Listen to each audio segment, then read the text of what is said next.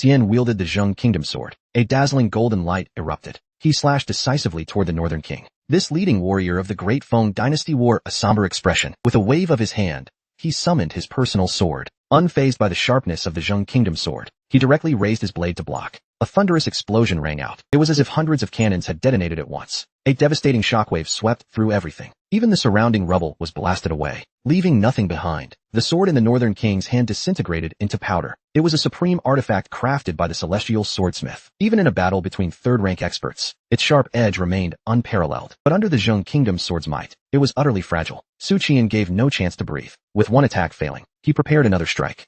It was the Crimson Python that seized the opportunity. A beam of golden light burst from its many eyes. It struck the Northern King directly. The Northern King's body momentarily stiffened. He could only watch as the copper blade fell. But a distant shaman suddenly extended his hand, focusing on Su Qian. With a firm grip, the spell of death was cast. Su Qian's body shuddered as if struck by lightning, suffering damage in the process. His slashing movement was interrupted. The Northern King seized the moment, launching hundreds of punches in an instant. So rapid were his blows that they merged into a single resounding impact. Su Qian flew like a fired cannonball. His chest slightly caved in. The Northern King pursued relentlessly, charging into the dust cloud. He intended to kill Su Qian in one decisive blow. His hands kept gathering strength, the golden energy surging wildly. A third-rank peak punch thundered forth, but within the dust, dark smoke surged. It solidified into a colossal black mass, colliding head-on with the Northern King's fist. Terrifying waves of energy erupted, spreading outward. That hand, so delicate, came from an immortal body engulfed in demonic. Blood-red light glinted from its pupils, fixed on the Northern King. The shaman broke into a cold sweat. What on earth was this entity? Everyone present was equally. Neither the demon folk, humans, nor Manchurians, had any knowledge of such a martial powerhouse emerging in the 9 provinces. The Northern King's expression grew darker. Everything that happened today was beyond his expectations. The final outcome had become uncontrollable. At that moment, the black mass continuously writhed, emanating an intense aura of blood and demonic energy. In a matter of moments, on its back grew 12 shadowy, unreal arms.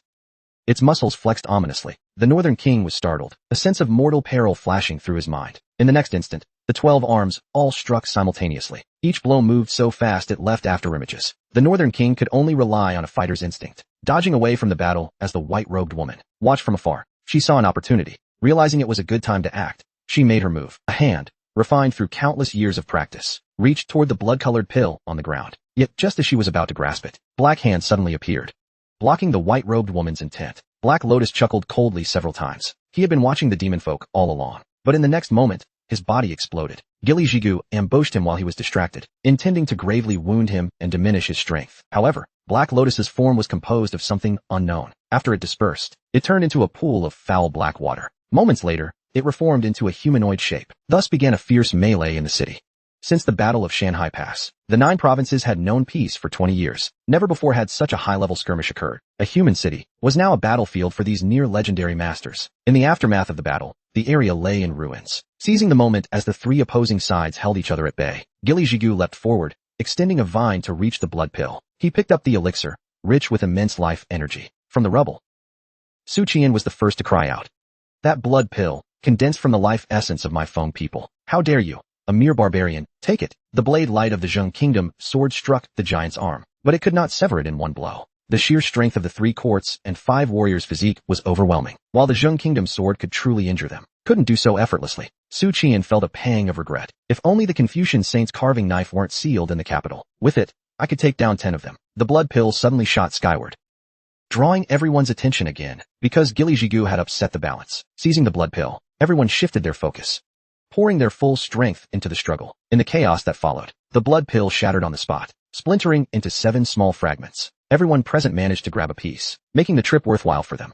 Among them, only the Northern King suffered the greatest loss. Wasting no time, he swallowed his share of the blood pill, fully healing his injuries. Gili Jigu followed suit, not daring to linger. After consuming his piece, his aura surged, his body and abilities rising to new heights. Both of them hastily consumed the pill fragments to avoid losing them. Another reason, they needed the vitality to maintain their peak condition, ready for the battles ahead. The Northern King's face darkened, his anger flaring, veins pulsed on his forehead. This was supposed to be his opportunity, the culmination of all his schemes. Now, everyone had taken a share of the prize. Not only had he lost his queen, but now even the blood pill was gone. Truly, he had lost both the battle and the spoils. Meanwhile, Su Qian silently communed with the divine tome. He felt an instinctive resistance to consuming the blood pill. Master, these are the essence of my great Feng people, he muttered. The monk replied, I have a secret technique. It can burn an immortal body, bringing power to its peak briefly, but it requires enormous vitality as a cost. It can help you end this fight quickly. Su Qian paused. Does that mean your peak in life? The monk fell silent, suppressing his anger. He shook his head. Not quite. But it's enough to deal with them. And I'm not dead yet. Su Qian stared at. A thought crossed his mind.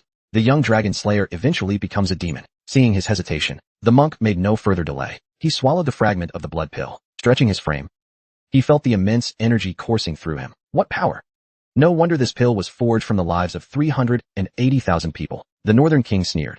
Why not tell me the secret of making such a pill? We could sack a city together, and both ascend to the second rank. The Northern King's retainer, Chujo, chuckled in agreement. Indeed, we lack the skill to make such a pill. Randomly consuming living creatures only nourishes us. It doesn't yield the same effect. But you, Northern King, quietly refining one on your own is one thing. Make too many, and the higher-ups will kill you. Why don't the three of us join forces to make a second, even a third? A high-ranking shaman sneered. The winner of this contest is far from decided. The white-robed woman laughed coldly. I'm just here for the show. I've taken the blood pill, but haven't consumed it. It doesn't do me much good anyway. She hid it away. Since it was only a fraction of her power, she had already gained what she wanted. The wickedness of sacking a city. It was all profit to her. She didn't mind joining another round of battle. If it came to that, the auras of all sides surged. Each was brimming with confidence, believing they had surpassed their peak. Even their fear of the Zheng Kingdom sword had diminished considerably. The Northern King tore off his cursed armor, revealing a bronze-toned physique. He spoke calmly. This king has also reached the pinnacle of his life, since the blood pill is divided, and you have achieved your goals. Chujo Gili-Jigu. Why don't we join forces to take this one down first? Gili-Jigu and Chujo immediately turned their eyes towards Su Qian. This man's origins were a mystery, yet he could wield the Zheng Kingdom sword. He had been hostile toward them in the earlier fight, and if the Northern King fell to the Zheng Kingdom sword, it was clear that this man's next target would be them. Moreover, the Zheng Kingdom sword's existence posed a real and deadly threat to them, far more dangerous. In contrast, the Northern King had already been discarded by the Zheng Kingdom sword, and his strength no longer exceeded their own, making him less of a threat. Gili-Jigu and Chujo exchanged glances. They both nodded, agreeing to the plan. The Northern King's lips curled into a sinister smile. A tacit alliance had been formed. The white-robed woman didn't intervene. She floated upward, assuming a detached, observing stance. Her gaze flickered towards Su Qian. It was hard to tell if she felt joy or sorrow. Could it be? The divine book was revealing a mere fraction of its true nature. Su Qian licked his lips, his smile bloodthirsty. The Northern King squinted, sneering. You seem quite excited. Do you really think having the Zheng Kingdom sword allows you to fight all five of us? You're merely a third-rank fighter, and the blood pill's power isn't enough. I'll use your life essence to make up the difference. Life essence of a third. To be precise, the Northern King created the blood pill for the massive life energy it provides. He intended to use it to break through to the second rank. The core of the process was immense life energy. The blood pill refined from 300,000 people was life energy. The essence of a third-rank master was also life energy. However, killing a third-rank expert under normal circumstances was exceedingly difficult, not as straightforward as destroying a city. Usually, killing a single third-rank warrior would be an unlikely opportunity. But now, things were different. Now it was 5 peak-level masters aiming to kill a single third-rank fighter. Even with the Zheng Kingdom sword, Su Qian let out a hoarse, eerie laugh. After holding back for so long, he could finally unleash his power. 5 third-rank brats, barely enough for a good meal. Su Qian noticed something strange about the state of the divine tome. Wei master, you're getting too carried away. Even if you were strong in life, aren't you now just a severed arm and a broken soul? Every time the immortal body manifested, the divine tome would act strangely, its nature shifting, almost as if it became someone else. The divine tome raised a single finger and declared, Phase 1. The shaman snorted coldly, continuing his hand seals and glaring at Su Qian, trying to intimidate him. What he was about to say was the word die, using a death curse technique to deal a heavy blow to this seemingly deranged master. But halfway through pronouncing the word, Su Qian pressed a finger to his lips. In an exaggerated tone, he said quietly, 3-prong breath. In an instant, the shaman felt an invisible force sealing his mouth shut. No matter how wide he opened his mouth, he couldn't make a sound. Su Qian then launched himself into the air, rushing toward the shaman, intent on close combat. The shaman didn't have time to react, only watching as moments later, a blinding burst of light erupted in the sky. Outsiders couldn't see the details of the fight. They could only infer the intensity of the battle from the continuous explosions and thunderous booms. It was nearly over in an instant, leaving only scattered remnants. As the high-ranking shaman swiftly retreated, he activated his vital blood. Using the power of 9th-rank blood spirit, he began healing his wounds. Suddenly, a golden light pierced through the mist, aiming directly for the divine tome, but it struck a mere afterimage. Chujo, who had launched the sneak attack, spun around abruptly. Golden beams shot from his eyes. There, a figure just emerged, only to be shrouded in golden light. Enveloped in demonic flames, Su Qian roared in anger. The layers of golden light dissipated instantly. Then, he vanished once more. When he reappeared, he was behind Zhuzhou. He drove his bronze sword into Zhuzhou's back, dragging him along the Crimson Road. The Zheng Kingdom sword cut through the serpent's flesh, severing vertebrae segment by segment. Blood-red flowers bloomed behind him. At that moment, the colossal figure of Gili Zhigu appeared silently behind Su Qian. A tremendous punch was unleashed, as if sensing eyes on his back. Su Qian turned and grasped his attacker's head, twisting it. Gili Zhigu's neck was instantly contorted into a spiral. With a heavy crash, he collapsed to the ground, his fate uncertain. In the blink of an eye, 3 third-rank masters fell. The speed was terrifying. The Northern King felt a chill run down his spine. Relying on his instinctive sense of danger, he suddenly crouched. Just as he stabilized himself, the monk appeared silently. The Zheng Kingdom's sword erupted in dazzling golden light, as if slicing through the void itself. The Northern King narrowly dodged a fatal strike to his head. His hair stood on end, every nerve in his body screaming a warning. Since the Battle of Shanhai Pass, it had been years since he had felt such mortal peril. Yet in that moment, his heart calmed. His thoughts were clearer than ever. For some, the greater the danger, the more potential they unleash. The exceptionally gifted Northern King was one of them. He showed no emotion, clenching his fist as he slowly prepared to strike. But it was incredibly fast, refined through the ultimate martial art of the dancer. He could strike with full force from any twisted stance. An unstoppable, dominating aura burst forth. His fist collided with the sword blade, the violent energy transforming into a pure shockwave. With the two of them at the epicenter, the ground within several miles sank. Su Qian let out a manic laugh, a laugh that sent chills down the Northern King's spine. Interesting, very interesting. It was rare to see someone so brimming with confidence. The third-rank masters quickly regrouped, none daring to spread out. Such was the oppressive force of the Divine Tome's remnant spirit. The shaman transmitted his thoughts. He has no weaknesses. He's practically invincible. Gili Zhigu added. His body is beyond compare. Even the Northern King, transmitting his thoughts, admitted. His physical strength is unassailable, but he appears to lack stamina. Nearby, on the city wall's defensive outpost, 2 imperial censors stood atop the roof tiles, asking Yang Jinluo about the battle's progress. How is the mysterious warrior faring against 5 opponents? Is he holding up? Yang Yan's voice trembled with excitement. Unbelievable. He's unbelievably strong. Facing the onslaught of 5 third-rank experts, he suppressed them all on his own. The Dali Temple officer was trembling with emotion. Wonderful. A young swordsman yelled furiously. Damn it. Kill the Northern King, the barbarian, and the serpent demon. Avenge the people of Chujo City. A black-robed secret agent exploded in anger. Outrageous. The Northern King is a royal prince. You've committed a grave crime. The unyielding martial artist retorted. Did I say anything wrong? The Northern King brought ruin to Chujo City for his own gain. A so-called prince, worthless scum. Even the Zheng Kingdom sword rejects him. Others chimed in. That's right. If I survive this, I'll make sure everyone knows what the Northern King did. The secret agent, in a deep voice, issued his command. The hundreds of clans present sneered coldly. They thought inviting Southern Allied forces to besiege the city would grant them the authority to act with impunity in times of crisis. They ridiculed the prince, and now they would teach him a lesson. This is still the Northern King's Chujo. Seize them. If they resist, kill them on the spot. But no one moved. The soldiers lowered their heads. No one heeded his orders. The black-robed agent turned around abruptly, his masked eyes glaring maliciously at the clans. Are you defying military orders? A dozen martial artists drew their weapons decisively, surged forward, and hacked the agent to death. Though we are but common men, one said, we know this old saying. A righteous cause has many supporters. A lost cause few. The Northern King's madness has long alienated the people. And you, his lackey, dare to act tyrannically here. One of the Taoist leaders said, if we don't take the Zheng Kingdom sword from him, it will be almost impossible to defeat him. Since he consumed the blood pill, his strength has skyrocketed. But I can use true techniques to erode the Zheng Kingdom sword, temporarily severing its spirit. It will only last for a quarter of an hour. Another figure added. That won't work, Gili Zhigu. His body is too formidable. Even without the Zheng Kingdom sword, we can't kill him in just 15 minutes. The Northern King replied calmly. Perhaps we can. As long as our combined power briefly reaches the 2nd rank. I'm talking pure 2nd rank strength. When 3rd rank rises to 2nd rank, it's not just a matter of opportunity, but also a poetic transformation. Zhuzhou smirked and transmitted.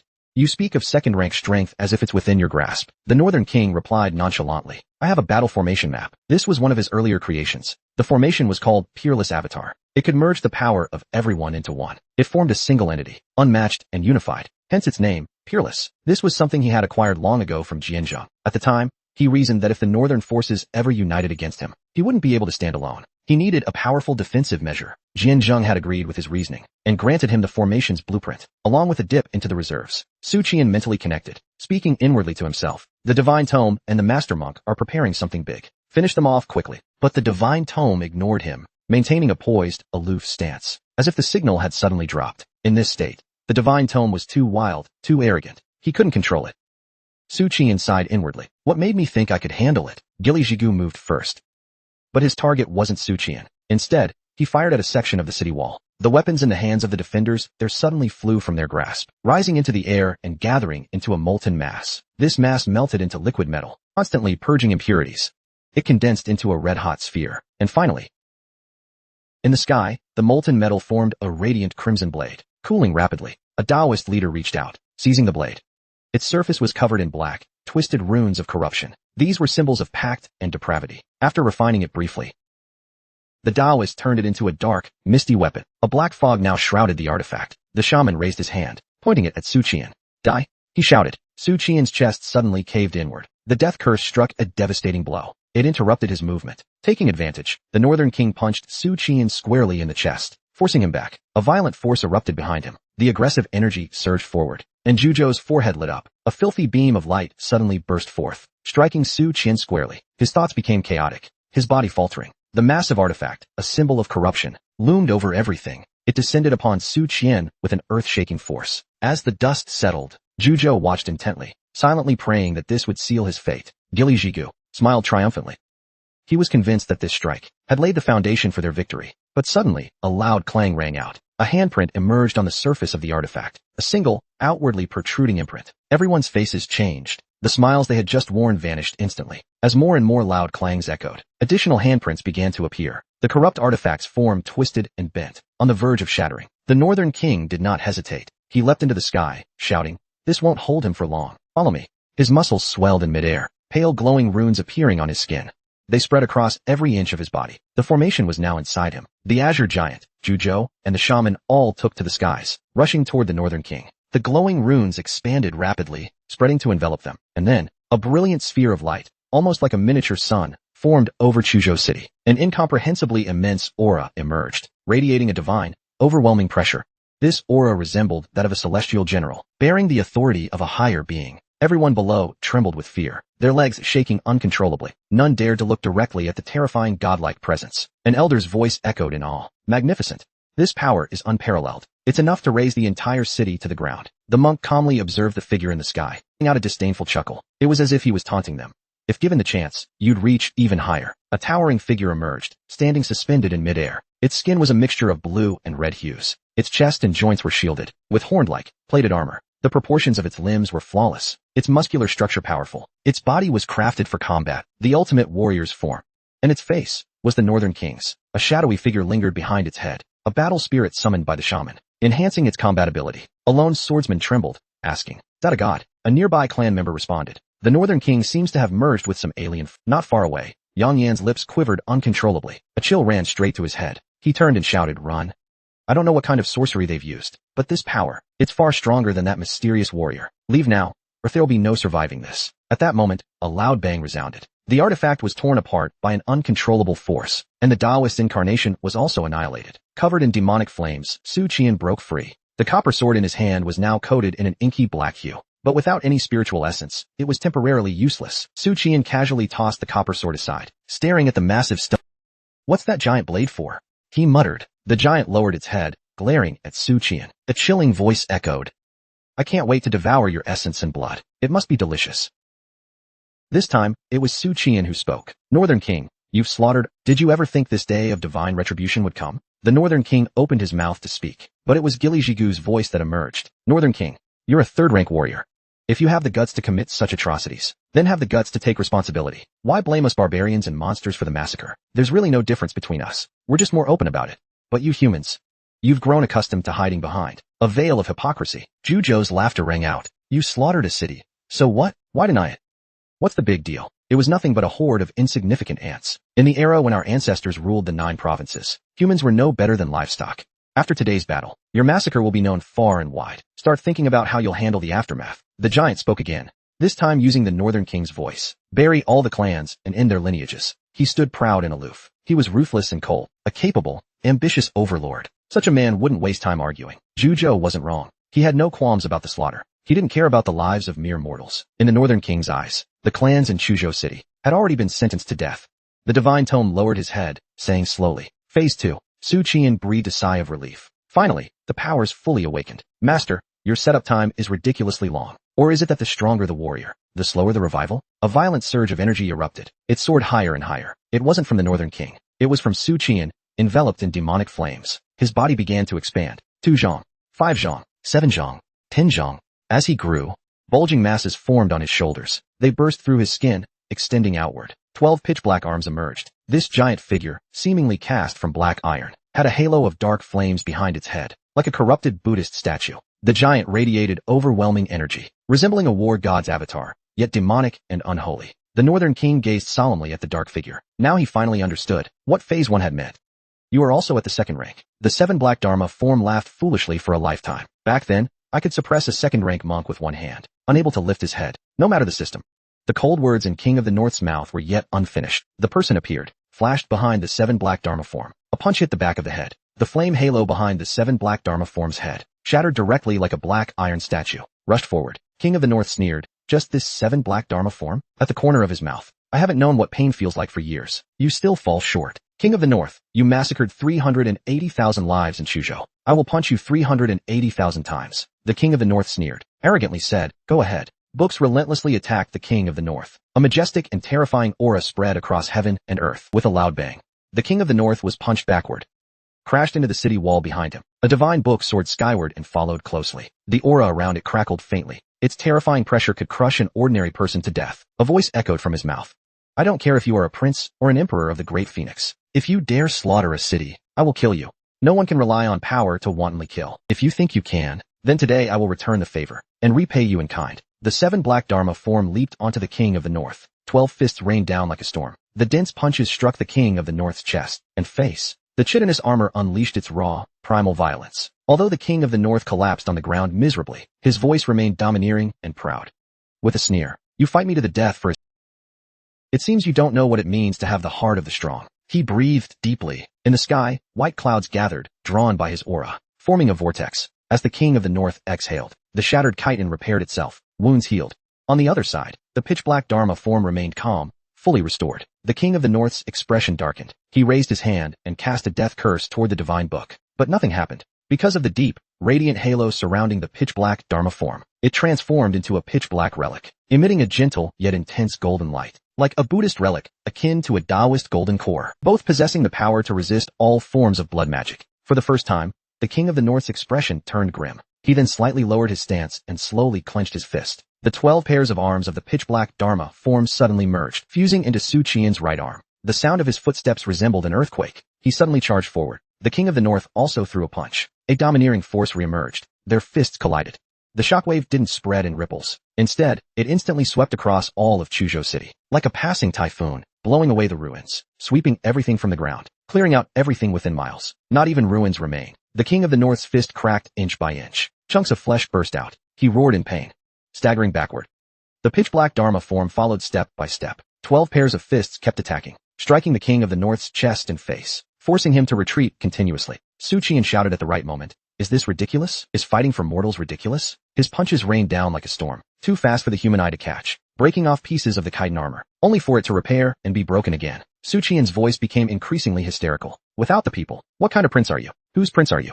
Boom. 50,000 punches, 100,000 punches, 200,000 punches, 300,000 punches, 380,000 punches. The King of the North's body shattered over and over, and repaired itself again and again. At first, he could still counterattack, but as his injuries accumulated, he gradually lost the strength to resist. Su Qian's 12 pairs of arms extended forward, grasping the King of the North's head, lifting his arms, waist, and legs high into the air. At this moment, Su Qian's gaze swept across the silent city walls, across the devastated cityscape. Scenes of the city reappeared before him. In his ears, it was as if he could hear the agonized cries of 380,000 lost souls. What is true strength? Are mortals merely ants? It was as if he was back at Yunlu Academy, back at the Yashing Hall. He saw himself holding a pen, writing 4 crooked lines on a stone tablet, to establish a heart for heaven and earth, to establish a destiny for the people, to inherit the teachings of the sages, to bring peace to all generations. Suddenly, a young warrior stood atop the battlements, shouting with all his might.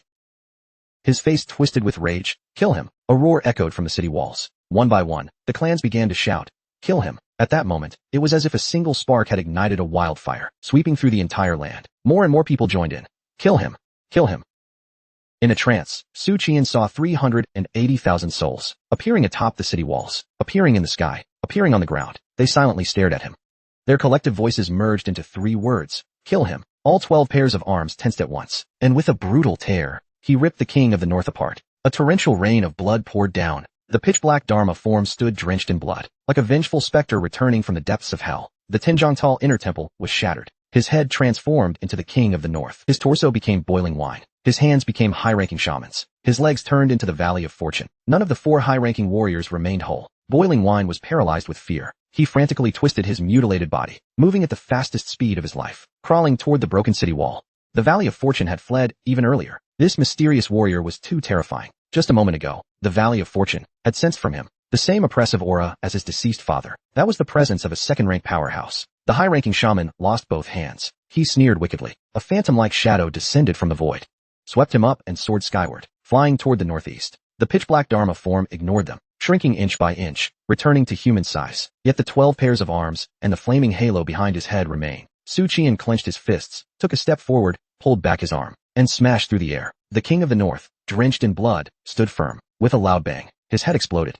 Blood splattered everywhere, but the shredded flesh soon morphed into a writhing, worm-like mass, exuding a foul stench. It was a substitute bone, a life-saving technique of the Heavenly Bone sect. They raised bones within their bodies, which absorbed the host's vitality and blood essence, blending with them. In moments of crisis, the bone would take the fatal blow instead. The king of the north's real body reappeared 100 meters away, fleeing through the air. Su Qian roared, "You can't escape." The divine book monk coordinated in pursuit, momentarily regaining control of the battlefield. He chanted loudly, "The sea of suffering is boundless. Turn back and find salvation." The king of the north, mid-flight, trembled. His neck twitched, as if he wanted to turn back. But a second later, he broke free from the Buddhist incantation's influence. Just as he was about to continue fleeing, Su Qian caught up from behind.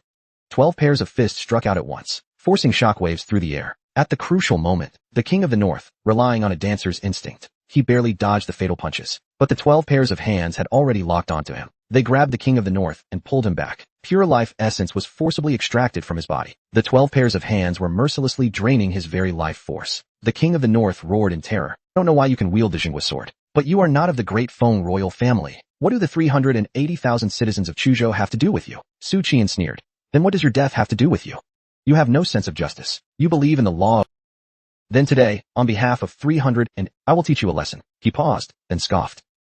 "After all, aren't you just an ant yourself?" The king of the north shriveled into a dried corpse in an instant. Before dying, he let out a despairing howl. The massacre of Chujo had been one of his proudest schemes, refining blood pills to increase his power, luring enemies into his trap, using the Jinghua sword to kill the Valley of Fortune and boiling wine. If he had succeeded, history would only remember his glorious achievements. Who would remember the 380,000 wronged souls? One city in exchange for 2 foreign warriors. A third-rank expert turning a great Feng warrior into a second rank. Their deaths were necessary. But in the end, his most brilliant scheme was also his downfall. Li Miaojin had first discovered the trail of blood covering 3,000 miles. At first, Su Qian only felt a heavy weight in his heart, but he wasn't truly moved. After all, it was something distant. But when he was ordered to Chujo to investigate, he made up his mind.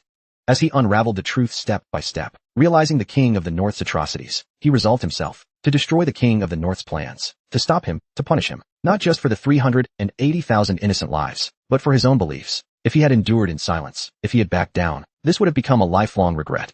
Su Qian let go of his furious aura. Looking down at the ruined Chujo city, he softly said, "I cannot control the world, but I can control what is before me." Witnessing this scene, Censor Lu suddenly burst into tears, falling to the ground and sobbing uncontrollably. The Dalisai official's eyes turned red. With the utmost sincerity of a scholar, he made a gesture of respect toward the sky. Yang Yin gazed deeply into the distance and clasped his hands. Chen Butu did the same. More than 20,000 aristocratic clansmen also clasped their hands. They were paying homage to the king. The citizens who had died in the city were also paying homage to the black figure that had quietly disappeared. Su Qian mentally communicated with the divine bookmaster. Now that the king of the north is dead, the power balance in Beijing has been disrupted. I need to kill another third rank. The divine book monk's voice was filled with unparalleled exhaustion. In 2 incense sticks' time, I will fall into slumber. Have you decided who to kill? If he had absorbed the king of the north's life essence, the divine book monk would already be asleep by now. After all, he was just an arm, and using this Dharma form's secret technique exerted a massive strain. This method was beyond what his severed arm could handle.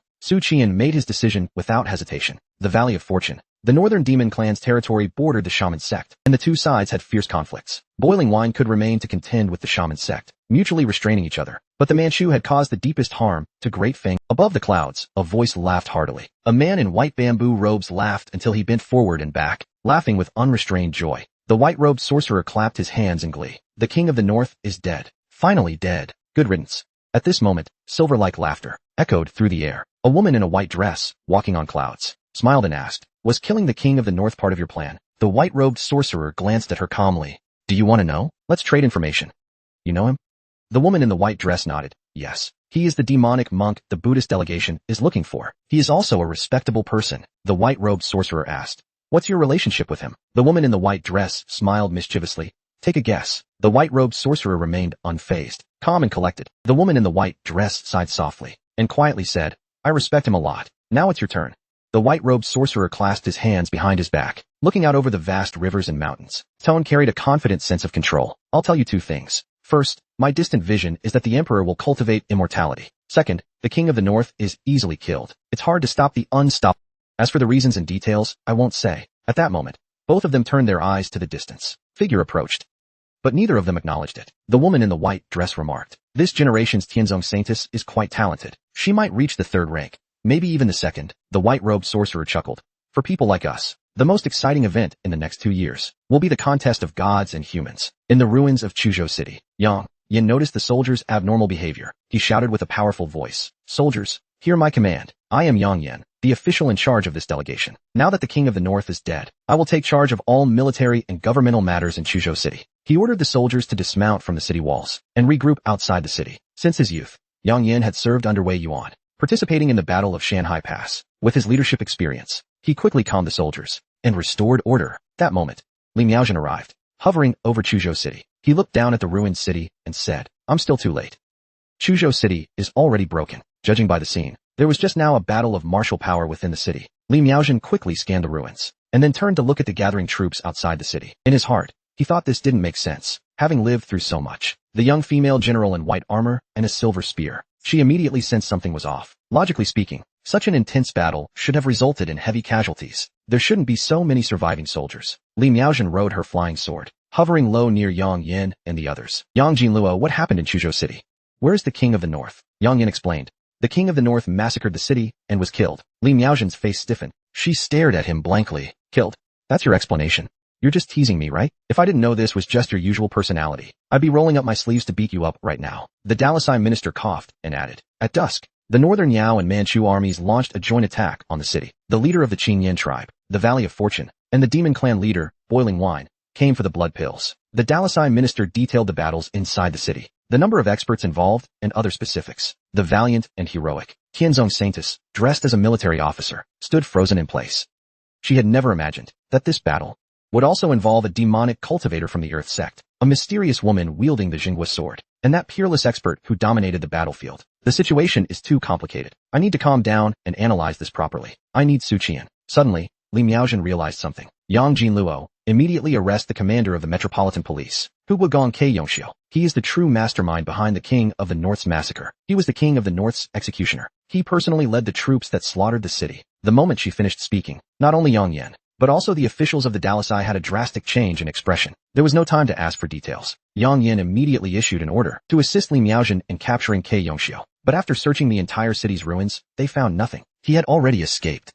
The Dalasai official sighed helplessly. That bastard, that scoundrel might have slipped away during the Manchu army's retreat. Or perhaps he fled quietly after witnessing the King of the North's death. Chen Buta sighed. At the time, everyone's attention was on the battlefield. No one knew that Ke Yongxiu had committed such an unforgivable crime. Who would have paid attention to him? Yang Yin said. It wasn't just him. The King of the North's spies also escaped in secret. Censor Lu bowed to Li Miaojin. "Thank you, Taoistly, for the reminder. If not for you, we might have overlooked this traitor and let him escape justice. When the delegation returns to the capital, I will submit a report and issue a wanted notice for his arrest." The Dalasai officials nodded in agreement. Ke Yongxiu is a member of Prince Huai's faction. If Prince Huai wanted to cover up the massacre in Chujo, he would need Ke Yongxiu's help. "Thank you, Taoistly, for the reminder. Please accept my bow." While the delegation members were grateful, a sense of shame also arose in their hearts. Li Miaojin truly lived up to her reputation as the flying swallow heroine. Her abilities were exceptional. She must have heard about the trail of blood stretching 3,000 miles, or the Manchu invasion at the border, which prompted her long journey to Chujo. Compared to her, They had only just uncovered the truth today.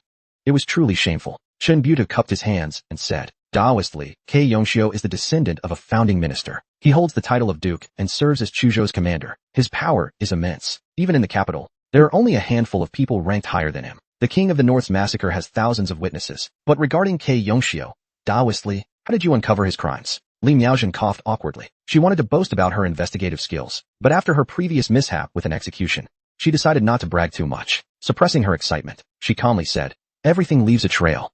The case involving the 3,000-mile blood trail. I discovered the trail of blood along the mountain path outside the capital. He was just a commoner, without evidence. How could he dare to come to the capital and accuse someone? There must have been someone backing him from the shadows. Tang Bao and Wen Shu chose to let the people of Jianghu bring forth the case. I guess they would try the same trick again. So, I traveled through Chujo under the name of the Flying Swallow Heroine, slaying corrupt Manchu merchants. The fallen city was revealed.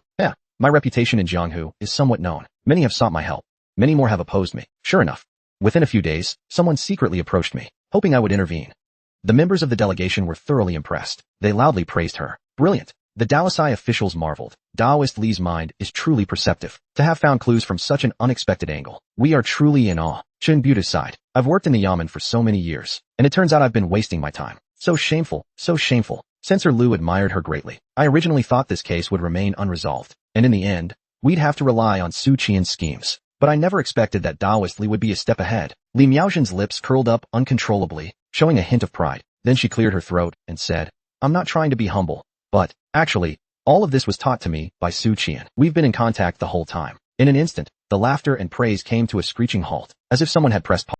The delegation members' expressions froze. They stared blankly at the Tianzong Saintess. Couldn't you have said that earlier? We just wasted all that praise on you. So it was Su Qian who taught you everything? This is just ridiculous. The captains suddenly felt the terrifying intelligence of Su Qian. No wonder Su Yingluo left the delegation halfway through, quietly heading north. So from the very start, he had already found his allies. When His Majesty and Duke Zhu appointed him as the lead official, he had already devised a plan. No wonder Minister Sun kept losing to him. He was furious, but there was nothing he could do.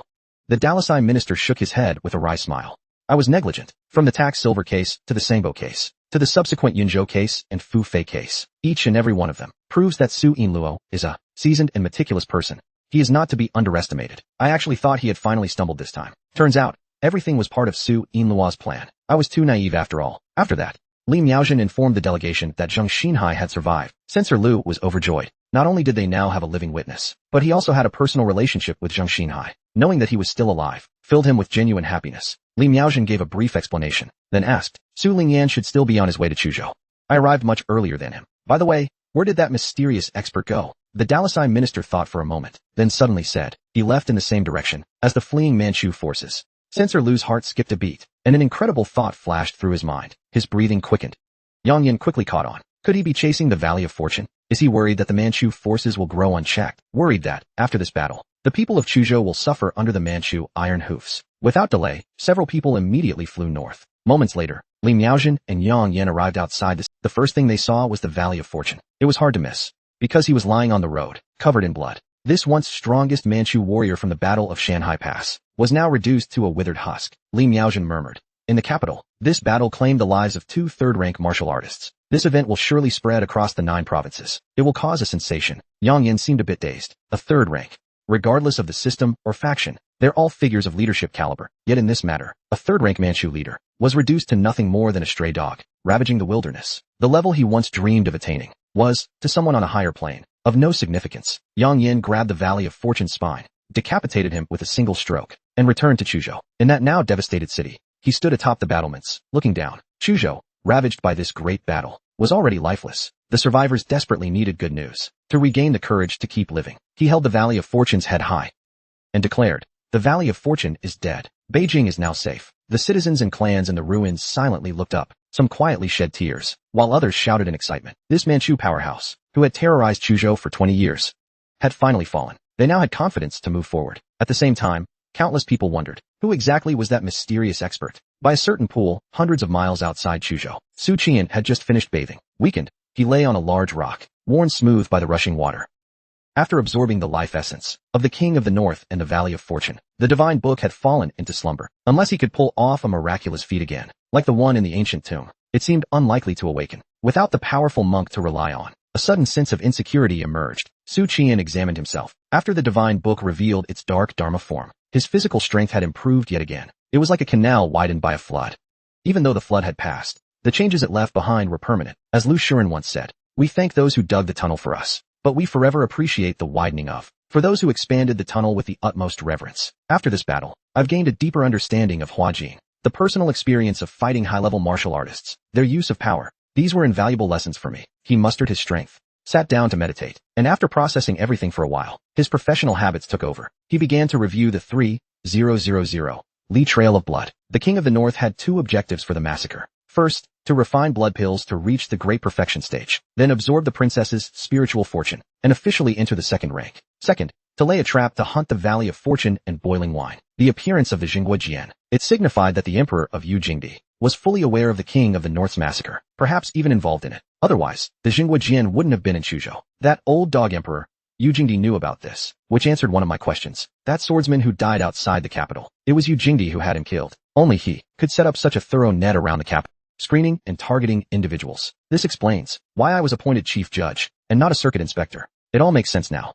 The delegation was merely a formality. There was no need to assign a high-ranking inspector. Just let the King of the North do his thing. And if it came to it, the King of the North could silence any witnesses. Furthermore, the delegation served another purpose, escorting the princess to the capital. That old dog Emperor may not be human, but he's a crafty old fox. Still, I feel like he trusted and indulged the King of the North too much. Su Qian pondered for a few seconds. Yu Jingdi knew the truth behind the massacre. But what about Duke Wei? Did he know? From what I've gathered from his residual soul's reaction, he probably didn't. Duke Wei is a crafty old fox himself, and the reactions he shows might not be genuine, but rather the reaction he wanted me to see. Assuming Duke Wei knew about this, what would he do? With his personality, he absolutely wouldn't tolerate the King of the North's massacre, not even if it meant producing a second-rank powerhouse for Defone. Yet up to now, I haven't seen any sign of Duke Wei taking action. Let's try to reason it backwards. If Duke Wei knew about this, with his personality, he'd certainly intervene. But the King of the North is third rank, the top martial artist of Defone. How could he stop him? There's no one in the Watchmen strong enough for that. Otherwise, it wouldn't have been me stopping the King of the North just now. So how? How could he have stopped the King of the North? An idea flashed in Su Qian's mind. Use a tiger to devour a wolf. In Beijing, the only ones capable of disrupting the King of the North's plans were the Valley of Fortune and boiling wine. If it were me, I'd leak the King of the North's massacre location to his enemies. But then, how did Duke Wei know the massacre would take place in Chujo? Su Qian frowned. When my father told me before he passed, he mentioned that the cases were moved northeast due to old grievances. After Beijing's intelligence network kicked in, he had no idea about the 3000 Li blood trail. With Duke Wei's wisdom, even if he were to withdraw resources, he wouldn't have pulled everything out of Beijing. Surely, he'd have left a few informants in key and important cities.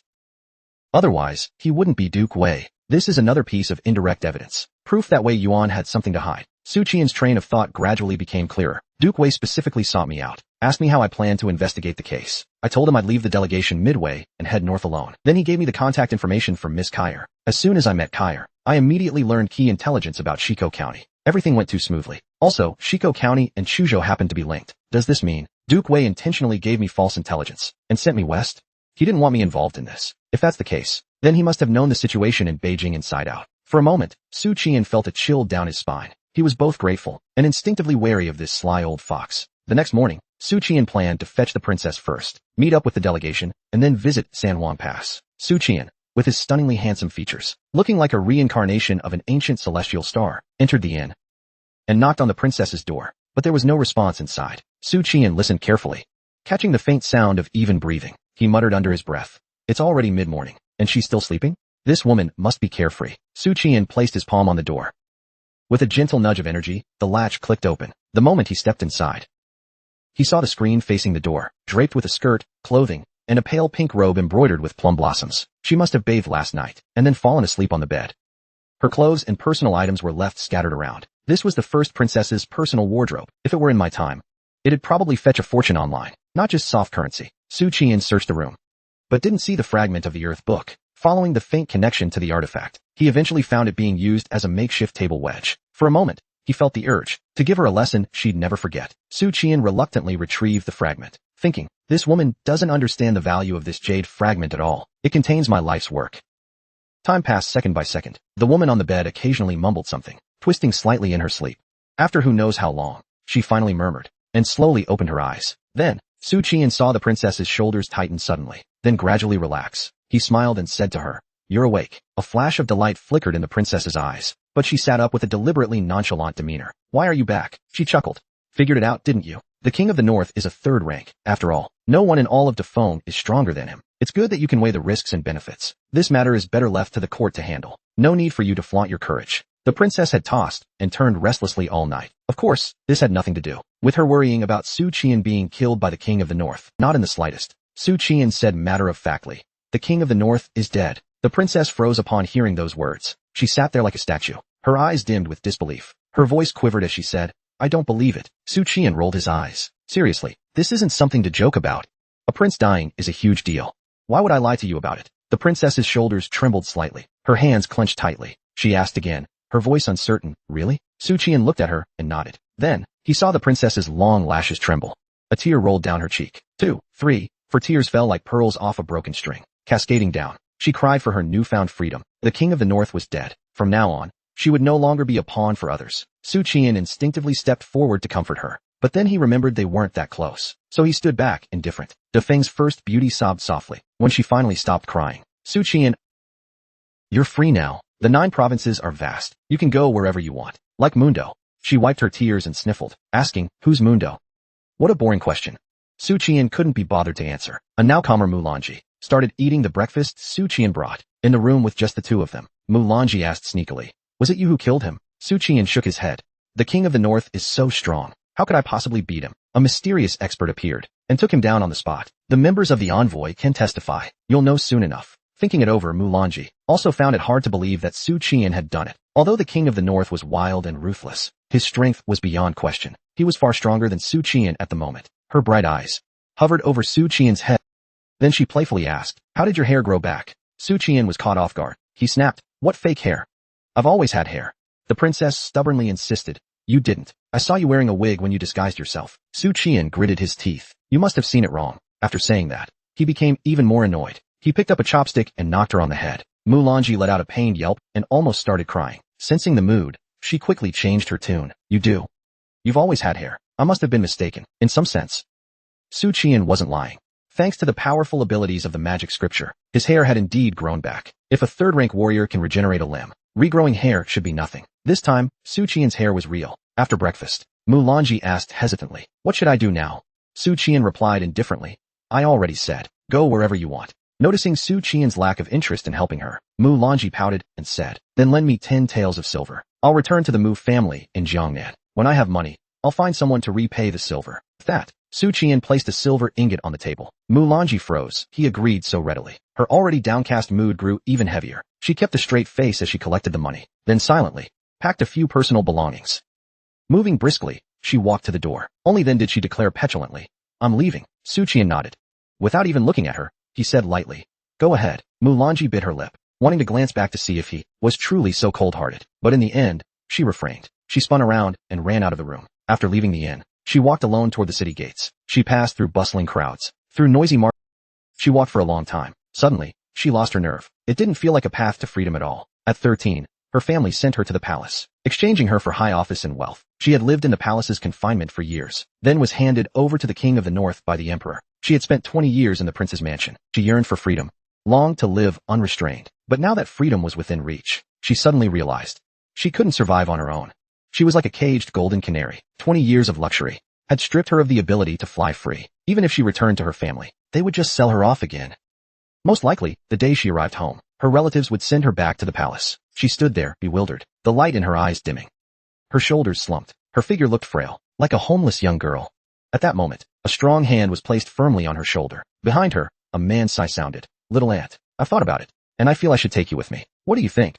Su Qian walked around to face her, then crouched down without saying more. Hearing this, Mulanji glared at his back. Before the corners of her lips gently lifted, she opened her arms and leaned onto his back. In that moment, all the negative emotions inside her disappeared. Never had she felt as secure as she did now. A faint blush tinged Mulanji's cheeks. Resting against his shoulder, she whispered softly, "I'm troublesome." Her warm breath brushed against Su Qian's earlobe, making his thoughts wander momentarily. But he replied stubbornly, "At least you're self-aware. Although the king has died, the queen remains the jewel of Chambord. The emperor of Yuanjin will not ignore her, even though the envoy unanimously believes the queen was taken by the Manchus. Those maids knew I ultimately found them. Even though they didn't know I defeated the Manchu warriors and rescued the queen, The fact that they survived and returned to the capital safely is itself a suspicious point. Although it can't serve as proof that I saved the queen, any slight suspicion will definitely lead to an investigation. No need to monitor them. They'll investigate openly. The capital has a population of 3 million. It's impossible to search every household. Moreover, there are no clues indicating that I brought the queen back to the capital. The best solution is to keep her hidden out not far from the Su residence, but not too close either. After carefully planning the details, Su Qian nodded in satisfaction. Then he couldn't help but feel puzzled. Why am I going to such lengths for an old lady? When did I fall under her spell? Su Qian didn't head toward Chu Prefecture City. He first planned to rendezvous with Zheng Xinhua and bring him to Chu Prefecture City. Now that Chu Prefecture City is destroyed, he, as the administrative official of Chu Prefecture, needs to clean up the aftermath. He also planned to inform him that the Northern King has fallen, so there's no need to keep hiding. Along the way, he deliberately asked Taoist Jin Lian to have Heaven and Earth Society member Li Miaojin start a private chat. He asked where she was, only to be harshly scolded by the Heavenly Sect Saintess. After learning about the Northern King's fall, Su Qian was taken aback, exclaiming, "Impossible." He fully displayed the shock befitting a surprised party member. This slightly pleased Li Miaojin, so she was no longer angry about his flaking out. Su Qian then asked her to find an excuse to leave Chu Prefecture City and meet him at the valley by noon. At midday, Su Qian arrived at the valley, then bid farewell with a heavy heart. He found a nearby inn in the county to settle the queen, as it wasn't far from here. In the cave, the fire blazed brightly. Li Han and Zhao Jing were roasting game. Mountain chicken, wild rabbit, fresh fish, and more. Gao Shou, from the depths of Bai. Talking about Shi Tu Na, Wei Yulong was sharpening his machete. Chen Xingdao spoke up. I don't know what happened to Su In Luo and Fian Heroine. If Ke Yongxiu or the Northern King finds out something, it could mean big trouble. If they run into any danger, we might get implicated. Zheng Xinhua replied firmly, no way. Even if those two come back empty-handed, they won't attract attention from the Northern King or Ke Yongxiu. Fair-skinned woman asked. Why is Lord Zheng so certain? Zheng Xinhua explained. Fian Heroine roams the martial world, handling disputes and earning her great fame, but she remains unharmed. She's no reckless person. As for Su In Luo, solving one major case could be luck, but case after case shows his true ability. Everyone nodded slowly. Whether it's Fian Heroine or Su In Luo, they inspire confidence and stand out among heroes. At this moment, Gao Shou's eyes suddenly snapped open. He spoke in a low, urgent tone. Someone's coming. Li Han and Zhao Jing instinctively dropped their food, grabbed their weapons, and dashed out of the cave with the others. But as soon as they stepped outside, they froze. Standing before them was a man and a woman. The man was ruggedly handsome and exuded a commanding presence. It was none other than Su In Luo. The woman, on the other hand, was plain-looking. They glanced at her briefly, then ignored the details behind her. They greeted them in astonishment. Su In Luo, just the other night, you swore you'd go to Chu Prefecture City to investigate the case. How come you're back today? This place is hundreds of miles from Chu Prefecture City. There's no way you could have made the round trip so quickly. Su Qian said bluntly. I received some news. The Northern King has fallen in Chu Prefecture City. I'm here to take you there. The expression on Zheng Bushi's face went stiff, his eyes gradually widening, his mouth slowly opening, showing Su Qian what true shock really looked like. The gathered heroes silently exchanged looks, each seeing the word misfortune in the other's eyes. Zheng Bushi stepped forward a few paces, his expression complicated as he said, is it possible that the information is wrong? Su Qian shook his head firmly. No, it's true. Fian Heroine will be here soon. He then briefly explained what happened. The group returned to the cave, waiting anxiously. Since Su Qian didn't know all the details of what happened in Chu Prefecture City, the group had no choice but to wait nervously for Li Miaojin to arrive. Mulan quietly stood next to Su Qian. On the way there, he learned from Su Qian about Zheng Xinhai's background, and understood that his family had been killed in the city massacre. Even though he had no feelings for the Northern King, they were still formally married, so he felt guilty toward Lord Zheng. Half an hour later, Li Miaojin arrived at the valley. Descending lightly, she landed in the valley, surveying the people who were already waiting at the cave entrance. She nodded slightly, and paused for a moment when her gaze fell on the plain-looking queen. Zheng Bushi quickly stepped forward, staring at her as he asked, Fian Heroine, did Su In Luo say the Northern King fell in Chu Prefecture City? Li Miaojin confirmed this with a nod. She then gave a brief account of the battle in Chu Prefecture City. After hearing her explanation, Zheng Bushi slowly nodded, bowed deeply, and quietly said, I'd like to be alone for a moment. He then turned and walked slowly back into the cave. A few seconds later, the sound of heart-wrenching sobs came from within. The anguish was something no one could console. Su Qian sighed deeply, having empathized with that pain. He felt he had the right to say he truly understood. At that moment, Li Miaojin's voice reached him telepathically. Who is he? Su Qian responded telepathically, a man with a tough life. By the way, I have something to ask of you. Could you help me? The bloodshed along the 3,000-mile shore is over. There's no need for you to worry about the aftermath. Could you take him back to the capital for me? Just keep a low profile. Find an inn to stay at, and wait for me to return. Li Miaojin didn't respond. She examined Munanji briefly, then snorted telepathically. A tough life, you say? So you want to bring her back to the capital? She looks like she's in good shape to have children. Since when did you become so desperate? Su Qian shot her a mischievous glance and said, not to belittle you, Miaozhen, but if I take off my bracelet, I can confidently say, all of you are just trash. Noticing Li Miaozhen's displeasure, he refrained from saying more. He simply cupped his hands in a silent, apologetic gesture. Then, turning to the queen, he quietly said, she's a trusted relative of my concubine. You can trust her. Follow her back to the capital and listen to her arrangements. Mu Nanji hesitated upon hearing this. Her eyebrows furrowed in doubt. It was the first time she had heard Su Qian mention having a concubine. However, considering his status and position, it seemed reasonable that someone like him, a frequent visitor of refined courtesans, would have a concubine. She gave a cold nod. 3 days later, after traveling day and night without rest, Zheng Bushi finally returned to Chu Prefecture City after more than a month. With graying hair, Zheng Xinhai slowly climbed to the top of the city wall. What he saw was that the once prosperous Chu Prefecture City had turned into ruins. Everywhere, there were collapsed walls and rubble. The ground was devastated. Over 20,000 soldiers were scattered throughout the city, busying themselves. Some searched for grain, rice, and other food. Some were rebuilding houses to serve as temporary barracks, providing temporary accommodation for the 20,000 soldiers. Some soldiers were burying corpses, including their comrades. Some were the city's residents. Others were from the barbarian and demon tribes. This work was proceeding in an orderly manner. 3 days later, Lu Yusher appeared beside him. Chen Sheng said, this event will definitely be recorded in history, serving as a warning to future generations. At the same time, the crimes of the Northern King will also be documented, ensuring his infamy for generations to come. Zheng Bushi quietly asked, will the court truly condemn the Northern King? Lu Yusher replied, word by word. Victory must be fought for. At this moment, Su Qian, Yang Yan, and Chun Butu, along with others, ascended the city wall. Chief official Su Inluo said, next, we're heading back to the capital. Back to the capital to officially convict the Northern King and finalize the verdict. But before that, Lord Zheng would probably like to have a few drinks. For the fallen in the city, Zheng Bushi took the wine flask and gazed once again at the city below. Before offering his tribute, he wanted some time to reflect on his life so far. Zheng Xinhai was born in Zhangzhou, one of the 2 great granaries of the kingdom, but his family was very poor, surviving on the money his mother earned by washing clothes and doing embroidery for the Yin family. As a boy, Zheng Xinhai looked forward most to the harvest season. He could go to others' fields and glean wheat stalks. A basket of stalks meant 3 days of porridge for him and his widowed mother, but he couldn't take too much. Otherwise he would be beaten. After the harvest, the hardest season was winter. Every winter, his hands and feet were and his mother, for a few copper coins, even in the freezing winter, had to wash clothes in the icy river. Little by little, she saved enough to pay the tutor's fees, enough to fund his studies at the Imperial Academy. At 16, Zheng Xinhai entered the Imperial Academy. He studied diligently for 10 years.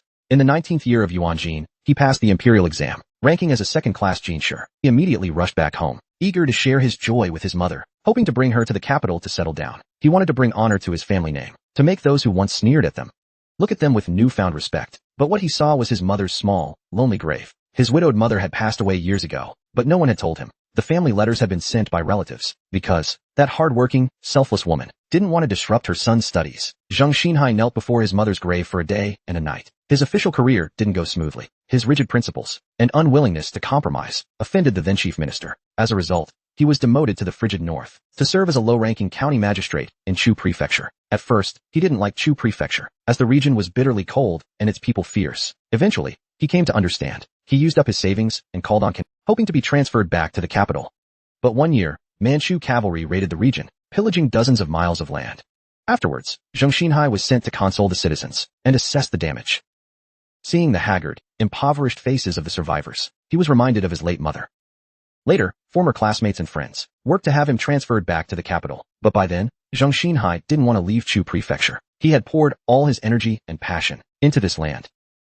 He worked tirelessly, often staying up all night to handle official business, as if it could somehow make up for his guilt toward his mother. The years flew by.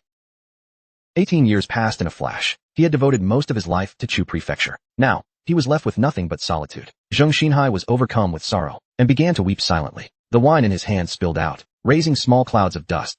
In the end, all he could do was let out a long sigh. All the glory and fame reduced to mere words, just dust scattered to the wind. At that moment, Dali Sikhen cleared his throat. Dalisai Sikhen stated, K. Yongxiu has already fled, guilty of treason, and the Northern King has been overthrown, but their crimes have not yet been made known to all. Zheng Xinhai is the primary witness, so he must come with us to the capital. But with Chu Prefecture in its current state, someone needs to stay here to manage the situation. Lu Yusher frowned, then analyzed. 38,000 citizens of Chu Prefecture were killed. The aftermath is relatively simple. Just settle these more than 20,000 soldiers. As for the other counties and towns, they can remain as they are. No special measures are needed. The Manchus and the demon clans, after suffering this defeat, are already too terrified. They fear that mysterious expert and won't dare invade the borders again for the foreseeable future, perhaps not for many years. Zhang Xinhai pondered for a moment before saying, "Scholars don't lead armies.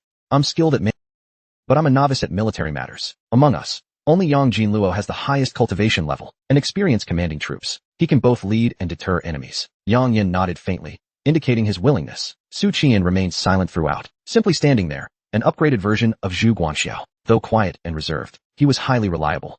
Suddenly, a thought occurred to him. Oh yes, we need to take the Northern King's corpse back to the capital. He's the main figure in this case. Even in death, his body must be returned. Dalasai Siken nodded. Of course, the Northern King's body absolutely has to be brought back to the capital. This case won't be fully closed until we establish its nature, he added. Satisfied, Su Qian prepared to leave. Yang Yin gestured for him to come along, saying, "You, follow me." Su Qian obediently followed him, but inwardly thought to himself, "The way you act all serious and overbearing. You're just like my high school homeroom teacher." They walked a short distance along the city wall. Yang Yin stopped, then turned to say, "When the Northern Kings sacrificed the city's people, I saw their souls merge into the formation. There seemed to be a grand array here when I investigated it afterwards, but after digging 3 feet into the..." Yang Yin stared at him and asked, "Do you have any clues?" Su Qian's first thought upon hearing this was that the souls merging into the ground was strange. What kind of method was this? Wasn't the Northern King's massacre supposed to be for refining blood pills? Su realized he had a knowledge gap regarding souls. If anyone could explain it, it would be Li Miaojin. And if Li Miaojin was not well-versed enough, no problem. There was still Taoist Jinlian, that old fox. Su Qian, thinking idly to himself, awkwardly smiled and said, "Wait a moment, I need to use the latrine." Yang Yin, knowing he possessed a piece of the Earth Book, kept his composure. After all, Su Qian had single-handedly taken down the Purple Lotus Taoist. Su Qian descended the city wall, found a quiet spot, and took out his piece of the Earth Book. Using his number 3 identity, he sent a message to Taoist Jinlian. "I need to discuss something with you privately." A few seconds later, Taoist Jinlian replied, "What is it?" Su Qian asked, "Where's Miaojin? She might want to be part of this conversation." Taoist Jinlian sighed and messaged back, "Miaojin, you may join now." Li Miaojin responded, "What's the matter? Just spit it out. Don't hold it in." Su Qian was momentarily stunned. What's going on here? Why is she so irritable? He asked her via message, "You seem upset. What's wrong?" Li Miaojin let out 2 scoffing laughs before answering, "What's with this woman of yours? She's treating me like a maid. If I didn't know better, I'd think she was the queen." That self-satisfied attitude is infuriating. Su Qian felt a headache coming on. Mu Nanji probably didn't mean to act this way. She'd spent half her life as a queen, served by maids. So many of her habits were ingrained. It's not something that could be changed easily, unless Li Miaojin constantly reminded her, as he did. He messaged Li Miaojin to reassure her. "Don't take it personally. She's just used to it." Li Miaojin replied impatiently, "Get to the point. Don't bother me while I'm meditating." Su Qian decided it would be best to appease her first. "I don't think you need to push yourself so hard. With our Fian heroine's talent, you only need to dedicate part of your effort to cultivation, and you'll still stand out among your peers." Li Miaojin let out a haughty snort, but her mood did improve slightly.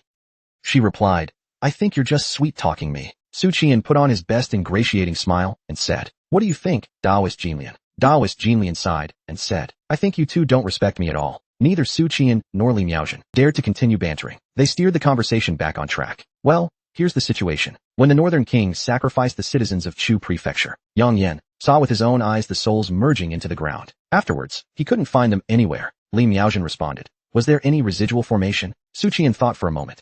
Yang Yin hadn't mentioned it, so he replied, "No." Taoist Jinlian added, "From what Miaojin described a few days ago, the experts involved included Earth Sect cultivators and Wu God Sect members, all of them primordial spirit realm masters. Whether or not there was a formation is irrelevant. Though Taoists and Wu God practitioners deal with spirits, they don't typically gather so many souls, unless it's to forge soul pills." Su Qian brightened at the insight. An elder truly is a treasure of the family. Sure enough, Taoist Jinlian's experience was unmatched. He asked, "What are soul pills? What do they do?"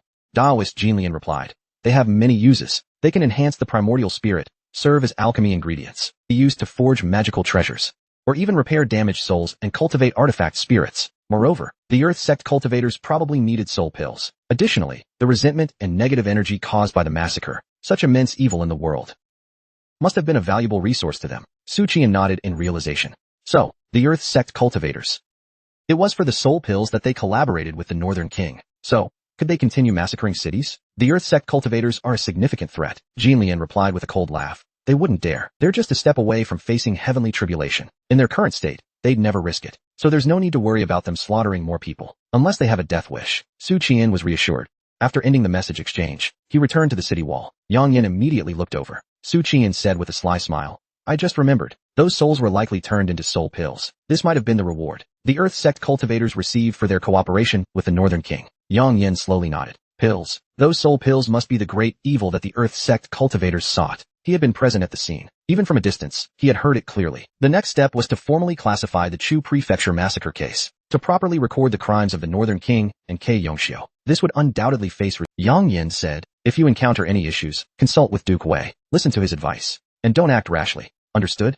If Duke Wei believes it's unwise, then don't push forward. Su Qian silently looked at him and said nothing.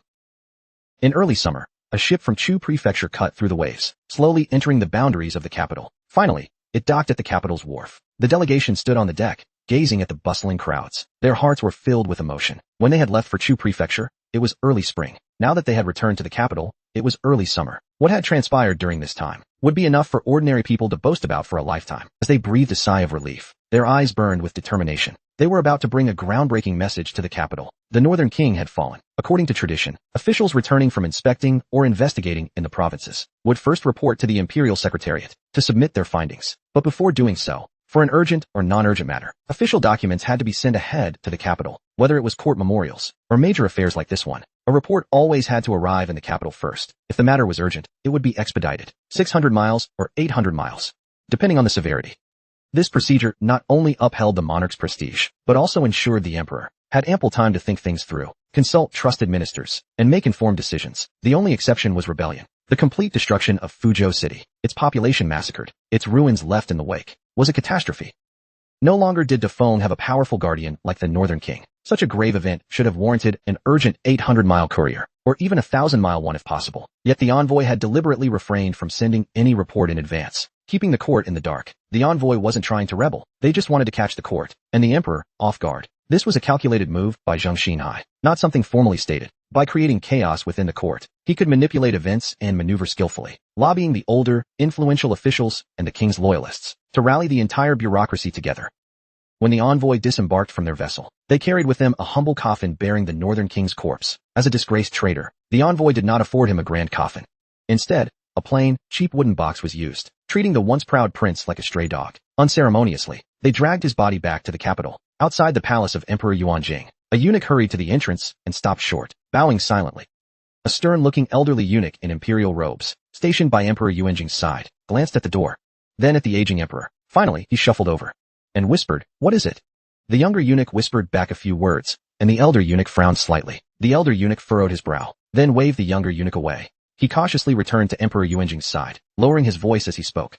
"Your Majesty, it was an unwritten rule not to disturb the emperor when he meditated, unless it was a matter of utmost urgency." Having served Emperor Yuanjing for many years, the elder eunuch knew this well, and the emperor, in turn, was not angered by the elder eunuch softly said, "The delegation sent to investigate the case in Chu Prefecture has returned. They are now waiting outside the palace, Your Majesty." Emperor Yuanjing frowned, turned to the eunuch, and asked, "Why haven't we received any reports from the cabinet about Chu Prefecture?" "Never mind. Summon them to the imperial study." When the delegation received the message, a blue-robed eunuch led them into the palace. The rest, including the coffin, were naturally not permitted inside, not even when it contained the Northern King's body. It would take a direct imperial command for the coffin to be allowed in. Besides, at that moment, no one in the palace, other than the delegation, knew that the coffin held the body of Defeng's once foremost warrior. As Emperor Yuanjing, clad in a luxurious Taoist robe, entered the imperial study, the delegation stood silently, waiting. The elder emperor's voice was steady as he said, "I just asked the cabinet, and they received no advance report from you." He finished speaking, his gaze settling on Su Qian briefly, apparently dismissing him as an uncultured martial officer. The emperor turned his attention to the two censors and the Dalasai official. "Do you also not understand proper procedure?"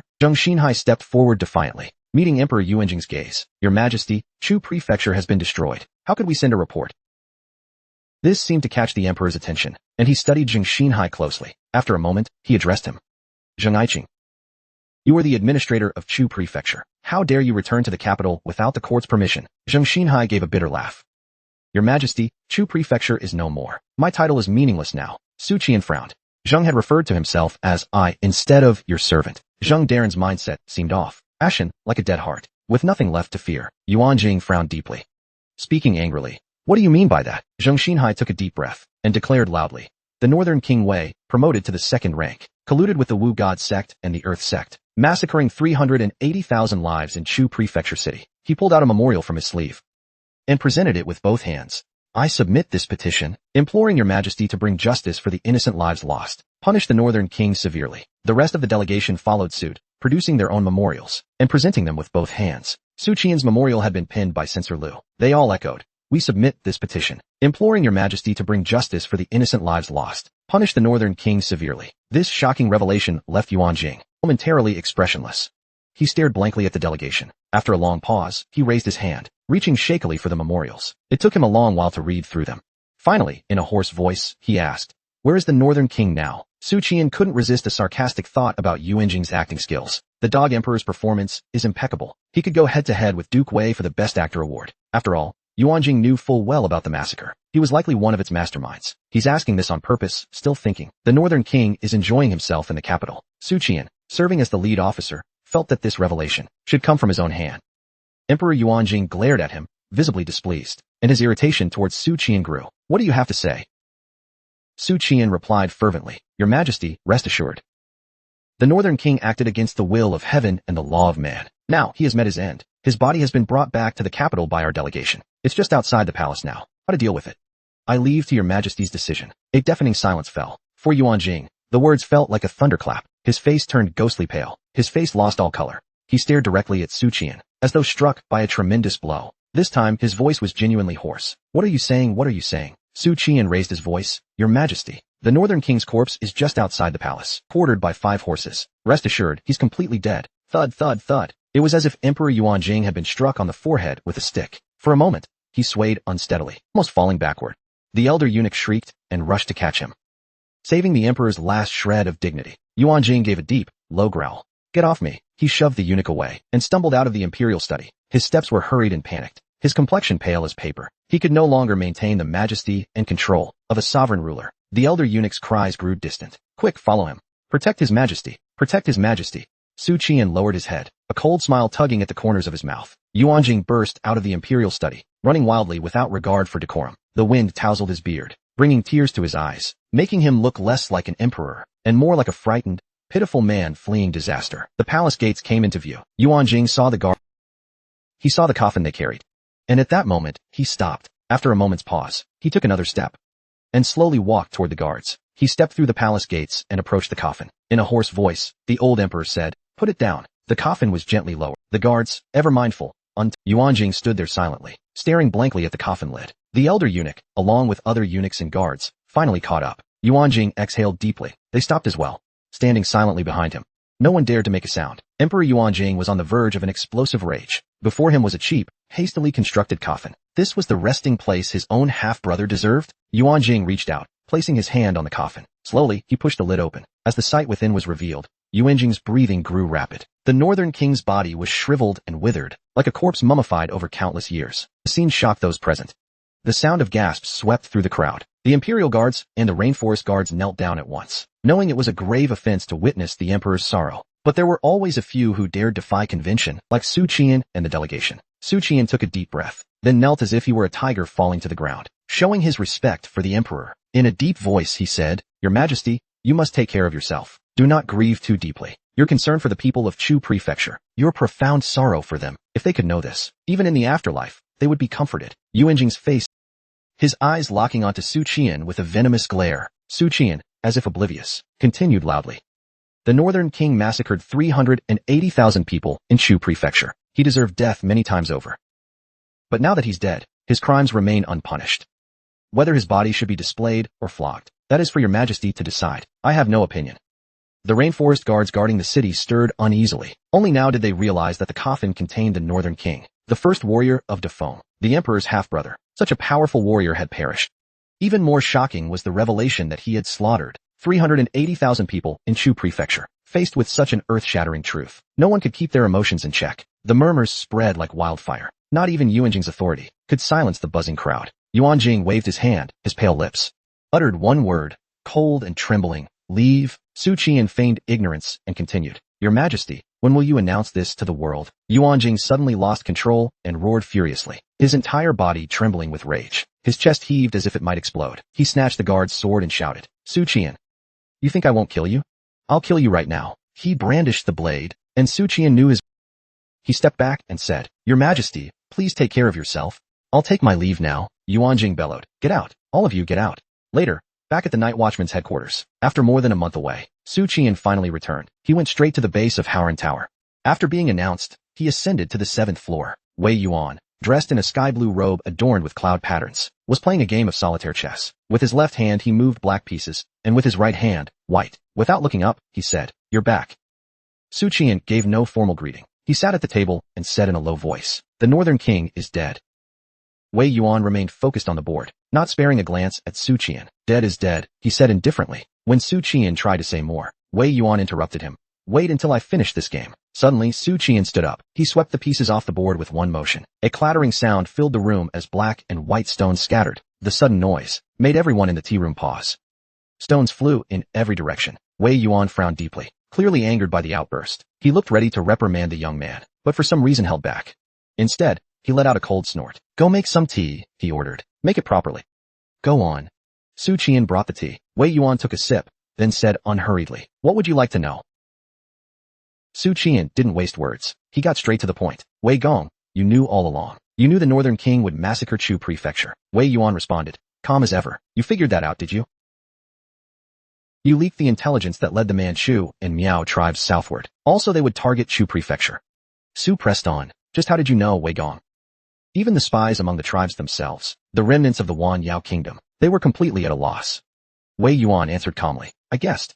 Know your enemy. Know yourself. Win 100 battles. Magic may grant extraordinary power, but rely on it too much, and it blinds you." Su frowned deeply at this unexpected response. "So you're saying you simply deduced it from his behavior?" Su asked cautiously. Wei Yuan nodded. "I deduced it based on my understanding of the Northern King." Su pressed further.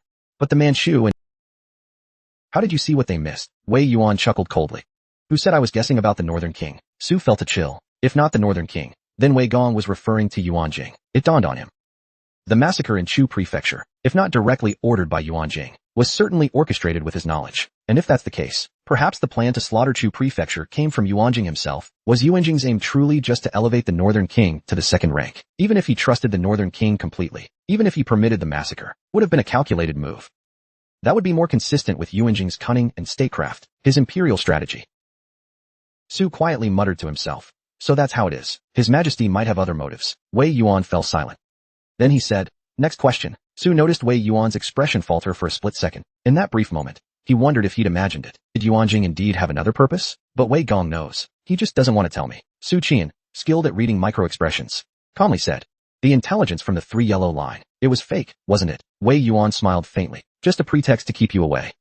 Chu Prefecture was too dangerous. If you went, it'd be like a sheep entering a tiger's den. Your next question, I suppose, is whether I leaked Chu Prefecture's intelligence to the barbarians." His Majesty had long since had the Zheng State supervisor removed from Yongzhen Mountain Temple and sent swiftly to Chu Prefecture. The brothers not only intended to slaughter the city and refine elixirs, but if the location was leaked, they were prepared to kill 2 birds with 1 stone. Eliminate Jili Valley and Zhijio, and conveniently shift the blame for the massacre onto the barbarians and demons. After all, the people of Dafeng would accept such an explanation. If Jili Valley or Zhijio perished, the pressure on the capital would lessen. The people would enjoy many more years of peace. And if the Northern King perished, that would be the greatest punishment for him. I would then take over the Northern military forces, laying the foundation for an autumn campaign against the Northeastern Wushan cult. After all, it's a dog-eat-dog world. No matter who dies, it's a cause for celebration, Su Qian quietly said. But if not for that mysterious master's intervention, the result would have been the Northern King ascending to the 2nd rank, becoming a hero of Dafeng. Would you have been able to accept that, Wei Gong? Wei Yuan's tone was faint. The Northern King couldn't have reached the 2nd rank because the princess was intercepted by you. Su Qian's face froze. Then he chuckled dryly. So you already knew, Wei Gong. How did you know that? Wei Yuan smirked. I used my brain. It's quite simple. This matter can wait. Let's return to the previous topic. The Northern King had become the victor, consuming blood elixirs to reach 3rd rank perfection. Then, furthermore, eliminating the Northern King would remove any pretext to stay out of it. What happened in the capital was ultimately beyond anyone's control from afar. But once in the military, on the battlefield, dealing with the Northern King would be easy. The Wushan cult tiger was more ferocious than Jili Valley and Zhijio combined. Su Qian discreetly swallowed, leaking the intelligence to the barbarians, so they'd clash with the Northern King. It was both pitting tiger against wolf and testing the wolves. If the 2 tribes lost, then the Northern King, having grown in strength, would deal with the Wushan cult invasion. Afterward, the same scheme could be played again. If the Northern King lost, he'd be labeled a criminal for the slaughter, allowing someone to step away from the court and reassert control over the military. Because with the northern barbarians' ferocity, without the northern king, the best candidate to guard the north was obvious. Su Qian asked again, but what about the northern king's ties to the Wuxian cult? Wei Yuan smiled gently.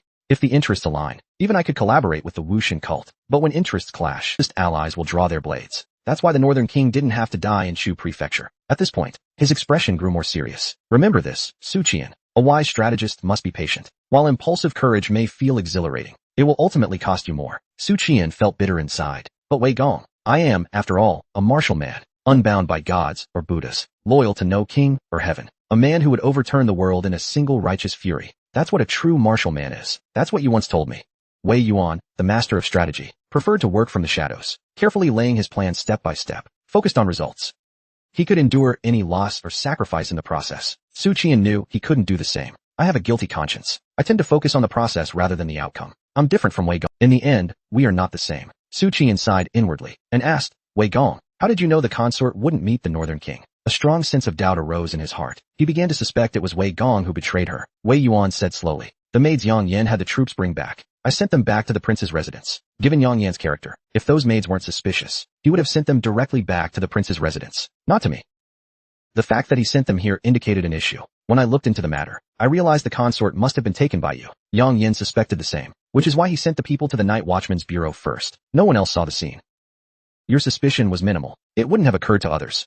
But with our emperor's suspicious nature, he wouldn't let even the slightest possibility go unchecked. He might send someone to investigate. However, he's too preoccupied now to care about the consort's whereabouts. Su Qian breathed a sigh of relief.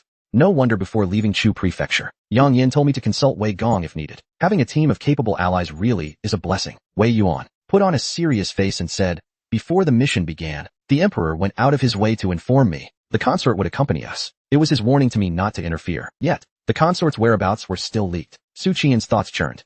Wei Gong, about this matter, I have details to report. The barbarians had a sorcerer group supporting them behind the scenes. When I fought my way through that day, I noticed a sorcerer mingling with the barbarian experts. Wei Yuan frowned and said, the mastermind behind the Shauu case. Su Qian froze for a moment. In his heart, Su Qian sighed with admiration for Wei Yuan's wisdom. How could Wei Yuan have overlooked the mysterious sorcerer from the Shauu case? Wei Yuan continued.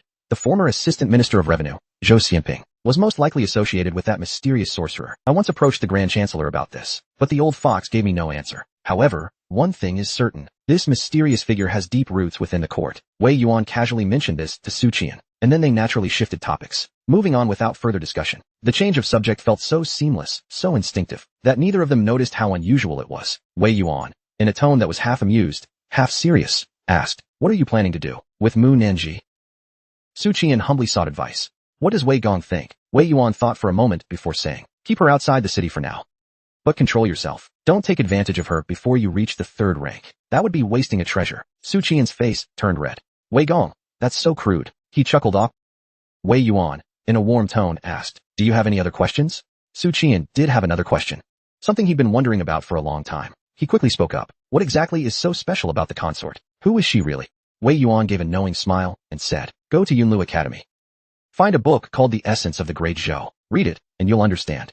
With that, he brought the conversation back on track. Now that you've brought the Northern King's remains back to the capital, what are your plans for him? Hearing this, Su Qian's expression turned serious. We need to put him on trial. To give justice to the people of Chu Prefecture, having once been a constable, he deeply valued formal legal judgment. The Northern King had committed unspeakable atrocities. Even in death, he shouldn't be allowed to leave behind any good reputation. Wei Yuan glanced at him. Court affairs aren't for you to worry about. Leave this matter be. Su Qian was taken aback. What does Lord Wei mean by this? But Wei Yuan did not respond. He stared into the distance without a word. Su Qian sighed softly. He clasped his fists in salute and left Haoqi Tower. After Chun Bitu from Naitang left the palace, he hurried to the yamen. Minister's son, upon hearing the news, was taken aback. He looked up, startled, and asked, when did you return to the capital? Chun Bitu entered the hall and respectfully replied, just now. I came here right away to see you, my lord. Minister's son immediately formed a judgment in his mind. It seemed the investigation of the 3,000 miles of bloodshed case yielded no results. If they had found anything, the delegation would have already sent back the report. In that case, His Majesty would have called a small court meeting in the imperial study to discuss the matter. But no news had arrived at all. This indicated that the case had ultimately ended inconclusively. Therefore, no one paid attention to it anymore. He asked flatly, how is the case going? Chen Butu replied gravely. The city of Chujo is gone. Minister Sun made a sound of acknowledgement, seemingly indifferent. A few seconds later, he suddenly looked up. As if just realizing what had been said, he stared at Chen Butu and asked, word by word, what did you say? Chen Butu took a deep breath and added, it's the work of the Northern Frontier King. Minister Sun jumped to his feet, as if his chair had suddenly burned him. He glared at Chen Butu and hurriedly asked, the Northern Frontier King. Where is he? Chen Butu solemnly replied, the Northern Frontier King is gone. There was a sudden loud noise, and a wave of dizziness hit. Minister Sun felt darkness closing in before his eyes, and fell back into his chair. Chen Butu rushed forward in concern and asked, my lord, are you all right? Minister Sun waved his hand, his voice trembling, explained everything clearly, without omitting any details. Tell me everything you know. Chen Butu immediately recounted everything he had seen and heard, leaving nothing out. As the matter was reported up the chain of command, the civil officials planned to pressure the emperor, a strategy the delegation had decided on long ago. Meanwhile, at the royal residence in the capital, Wang Jinwen furrowed his brow at the dining table and asked, where's Mu'er? The graceful Madame Wang replied to her husband, he left early in the morning. I heard she had an appointment to go sightseeing in the mountains. Wang Shoufu frowned at the news.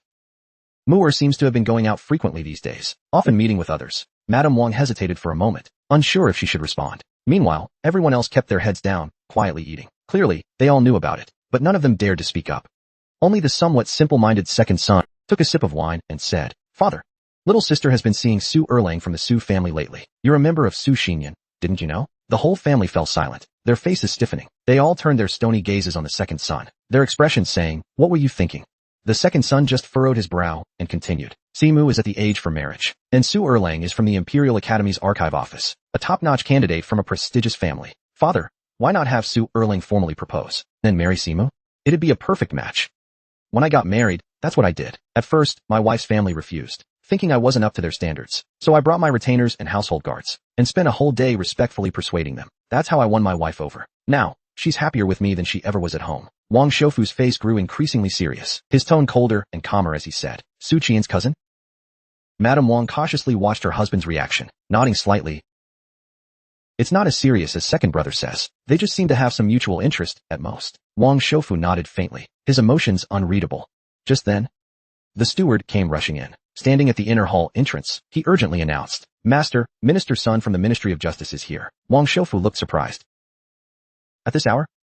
He replied nonchalantly, invite him to my study. What surprised Wang Shoufu even more was, after Minister Sun's visit, the Chief Justice of the Supreme Court also arrived. He was now the leader of the capital's judicial system. In addition, several other high-ranking officials came. They ranged from 4th rank to 7th rank, all of them well-regarded individuals. Wang Shoufu looked around at the gathered officials and said with a smile, what's going on today? Did you all bring the wrong invitations and think there's a celebration here? Minister Sun sighed and said bitterly, forget about celebrations. We might need to think about holding a funeral. Something major has happened in Chujo. Shoufu, we need to consider how to handle the aftermath.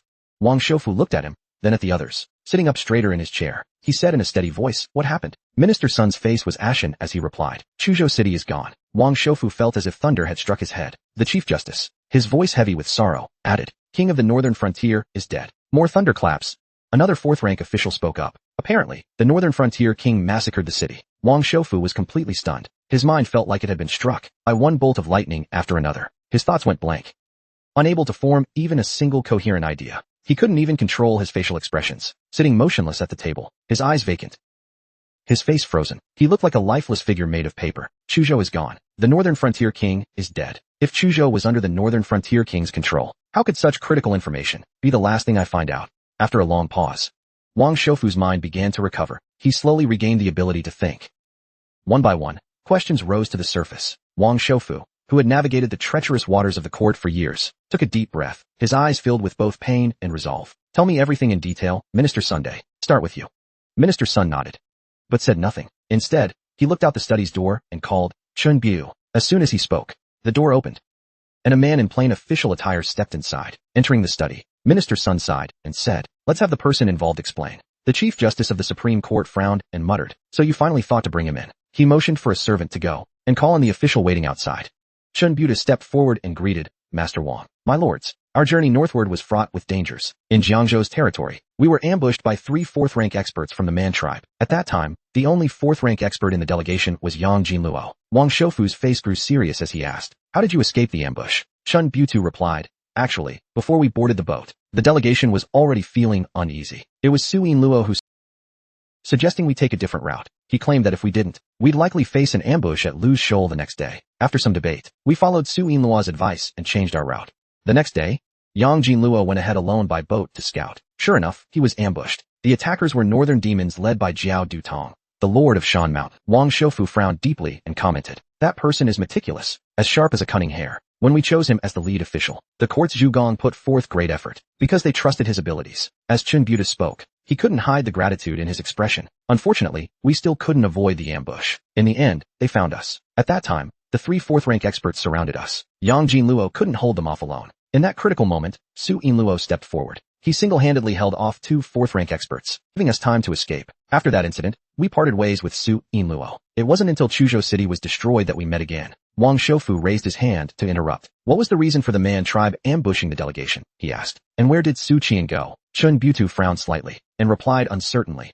It seemed to be related to the princess. As for Su Yinluo, he left the delegation and headed north alone, acting separately from us. Wang Shoufu narrowed his eyes, his tone tinged with skepticism. Chun Butu cupped his hands and said, I must stress that this was Su Yinluo's conjecture, not mine. Wang Shoufu nodded slowly, his doubts dissipating. He began to seriously consider the reason behind the Man tribe's move. Chun Butu continued. When we arrived at Chujo City, we encountered obstructions from K Yongxiu, and for several days we made no progress. Then on that day, as Chun Butu recounted the events, Wang Shoufu learned about the earth-shattering battle that had taken place in Chujo. During all this, Wang Shoufu asked, where was Su Yinluo? When he asked this, his gaze shifted to the Supreme Court official. The official understood the question and explained. Su Yinluo went to Beijing alone, working with the holy maiden of the Tianzong sect, Li Miaozhen. Together, they found the only survivor, Zheng Bujing. When the battle broke out in the city, he had just parted ways with Zheng Bujing not long before. Wang Shoufu nodded thoughtfully, then turned back to Chun Bu. What did Su Yinluo think about the identity of that mysterious expert? Chun Buta hesitated, thinking to himself how much Wang Shoufu valued Su Qian's judgment. When he had mentioned the princess earlier, he had said it was Su Yinluo's conjecture, and the Shoufu stopped questioning him. He replied, regarding that mysterious expert, Su Yinluo sneered and said, court allies that sow chaos. They're not much better than demons and monsters. All the officials present immediately looked at Chun Bu. What he just said was undoubtedly disrespectful to the attendees. But Su Qian's implication seemed clear. He suspected that the mysterious expert was connected to the court, or had ties to someone in power. Minister Sun felt a chill. Having served in the court for many years, he believed he understood the workings and key figures of the court quite well. But when he mentally reviewed everyone in his head, he couldn't think of anyone capable of commanding such a top-level expert. Su Qian's claim, however, suggested that he was quite certain. He was sure there was a link between the expert and someone in the court, but he couldn't pinpoint who. Wang Shoufu's eyes flickered, and he suddenly recalled the mutual affection between Su Erling and Simu. Perhaps he could use Su Erling to probe Su Qian's thoughts further. The Chief Justice murmured, could it be Wei Yuan? Both Wang Shoufu and Minister Sun started, their faces changing subtly. As for the other officials, including Chun Butu and others from the Supreme Court, they looked confused. After all, Wei Yuan was just a common official. Why would the Chief Justice suggest his involvement? The Chief Justice quickly reconsidered and shook his head, realizing how implausible that notion was. The implication was that Wei Yuan had never left the capital, and just a few days ago had attended a small court meeting in the Imperial Study. Both the Grand Secretariat and His Majesty were familiar with Wei Yuan, making it impossible for someone else to impersonate him. Someone might imitate Wei Yuan's face or demeanor, but they couldn't replicate his literary style. Wang Shoufu turned to the Chief Justice and asked, why didn't the cabinet receive the delegation's reports? The Chief Justice bowed and replied, the delegation believed this matter shouldn't be immediately reported. It would give His Majesty time to consider how to exonerate the Northern Frontier King. Wang Shoufu let out a cold snort. The delegation has already met with His Majesty, yet I still haven't received any news. This implied that His Majesty had issued a gag order. With a derisive laugh, he said, do you think this means His Majesty will be at a loss? The mysterious expert's identity can wait. What we should consider now is what outcome we want to achieve from this incident, and how we should handle it. A 6th-rank official chimed in. The Northern Frontier King slaughtered 380,000 people in Chujo City. If we mishandle this, our names will go disgraced forever. Another official added. Pressuring His Majesty to convict the Northern Frontier King not only fulfills our moral duty, but also enhances our reputation. It's a win-win. The final official, expressionless, said, I'm not doing this for personal gain, but to clear my conscience. Wang Shoufu glanced around. These officials clearly had their own agendas and had come to him. After running around to gather support, exhaling deeply, he said, find out what's going on immediately. When the time is right, we'll unite with the other factions and confront His Majesty. As Wang Shoufu led the group, the officials marched straight to the north gate of the Imperial Study, but were blocked by the Imperial Guard. It seemed the palace was prepared for this. A checkpoint had been set up at the gate, and no one was allowed in or out. The officials, expectedly, were stopped outside. One official shouted loudly, his voice ringing with righteousness. Move aside. We must enter. The Northern Frontier King's madness deserves death. We must speak on behalf of Chujo City's 380,000 citizens. A prince who massacres his people deserves no mercy. The crown prince should be demoted. We must give the people a proper explanation. The Imperial Guard captain glared at the officials and shouted, how dare you attempt to storm the palace? You will be killed without mercy. The elderly Zheng Bujing spat at him and declared, Bah, I'll stand here today. Do you dare to draw your blade against me? The crowd was incensed. The officials, clad in their various robes, began pushing against the checkpoint. The Imperial Guards, though, didn't dare draw their swords. Although storming the palace was a capital offense, the reality of the situation often outweighed the rules. In the past, there had been instances of officials storming the palace in protest. The accepted course of action was to block them with all one's might, taking the hits if necessary, but never drawing blades against these senior officials. After all, facing the backlash would be worse. These were not ordinary individuals. They included the Chancellor, 6 ministers, vice ministers, distinguished scholars from the Imperial Academy, and other influential officials. The term rolling pigs often referred to these very people. Luckily, the guards were strong and resilient. Blocking these old men wasn't too difficult. They endured being spat on, kicked, and slapped, but didn't budge an inch. The more the guards held their ground, the louder the officials' protests grew. Initially, there were only a dozen or so high-ranking officials causing a commotion, but gradually, lower-ranking officials from the Huangqing Yamen also joined in, adding to the chaos. Amid this scene, a refined carriage stopped at a distance on the street. The curtain was lifted, revealing a handsome young man, with rosy lips and sparkling white teeth. It was none other than Su Erlang. A gentle voice came from within the carriage. Wang Simu leaned out, her elegant face framed by the curtain, and said softly, this action may offend His Majesty, but it's also your chance to make a name for yourself. Moreover, the officials gathered at the palace gates share this very intent. Speak freely. If you can earn the praise of the entire court and public, and if you can change my father's opinion of you, there's no telling how far you can rise.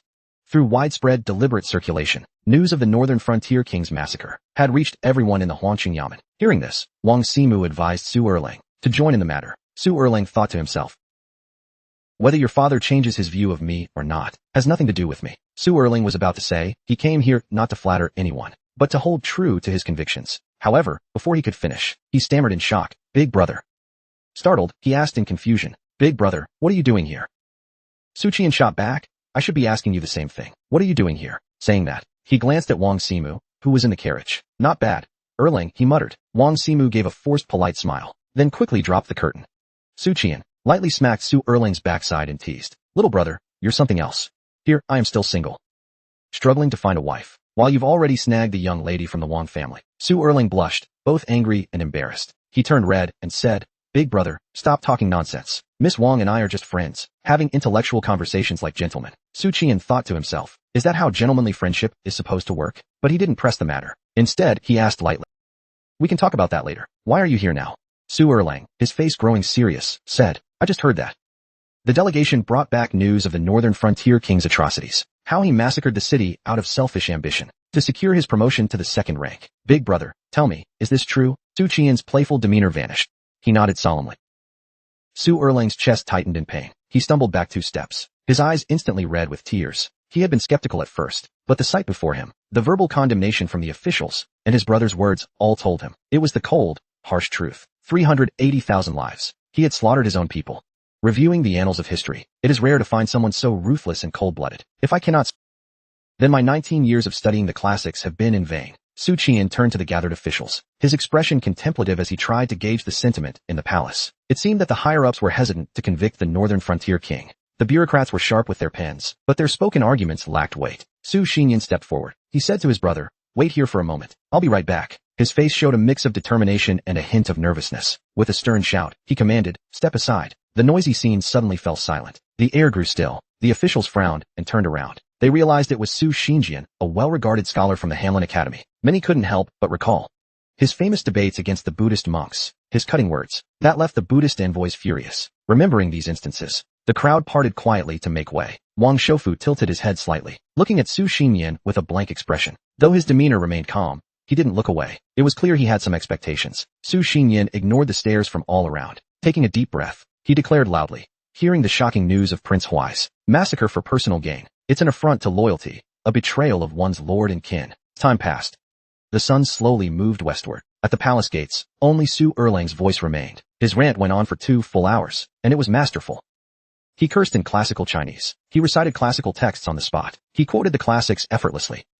He insulted with subtlety. He cursed in plain language. His words dripped with sarcasm. His extensive vocabulary left listeners speechless, yet he skillfully avoided any direct insult to the royal family, leaving no handle for others to grasp. More and more officials gathered, from seasoned veterans to rising stars. They looked at Su Erlang with eyes full of admiration. What an eye-opener. Truly, what an eye-opener. If the court ever held an examination on the art of scolding, they would crown Su Xinyan as the champion. Even the experienced Wang Shoufu, who had witnessed decades of verbal duels at court, was secretly entertaining thoughts of recruiting this young talent to have an unbeatable ally on the court battlefield. A smiling official. In those 2 hours, Su Xinyan had already cleared his throat several times. The officials were more than willing to offer him tea and water, just so he'd continue. If Master Su left because he was parched, it would be a huge loss for them. At that moment, an elderly eunuch stormed out in a rage. Silence. No more insults. Stop it at once. You're being outrageous. Defeng has stood strong for over 600 years, and never before have we seen someone stand outside the palace gates scolding for 2 whole hours. Su Xinyan calmly responded, "Please don't speak to me, sir. I loathe senseless chatter." The sharper officials immediately grasped his meaning, barely stifling their laughter. Fortunately, years of navigating the political tides had honed their composure, and they managed to maintain a straight face. Wang Shoufu's mouth twitched. He stepped forward and asked loudly, "Is His Majesty willing to see us?" The elderly eunuch nodded. "His Majesty has said he will see only the Prime Minister. The rest of you must leave immediately. Do not linger at the palace gates any longer." The officials were somewhat encouraged. For a moment, their gazes at Su Xinyan showed newfound recognition and admiration. Wang Shoufu gave a respectful bow to the assembled officials and followed the eunuch into the palace. He was escorted into a side hall near the imperial study. The elderly eunuch instructed an attendant to serve tea, saying, "Prime Minister, please wait for a moment." He then departed, leaving Wang Shoufu to sit alone in a chair. He waited for half an hour, but did not seem impatient. He sat quietly until night fell. It wasn't until then that Eunuch Lu returned. Wang Shoufu's face was calm, revealing neither joy nor disappointment. Yet the occasional distant look in his eyes suggested that his emotions were not as composed as they seemed. The elderly eunuch in his ceremonial robe sighed and said, "Prime Minister, His Majesty is deeply grieved and not in a state to meet with you now." Upon hearing this, Wang Shoufu's eyes dimmed. The elderly eunuch sighed again. His Majesty needs time to compose himself. You know how close he was to Prince Huai, who was like a younger brother to him.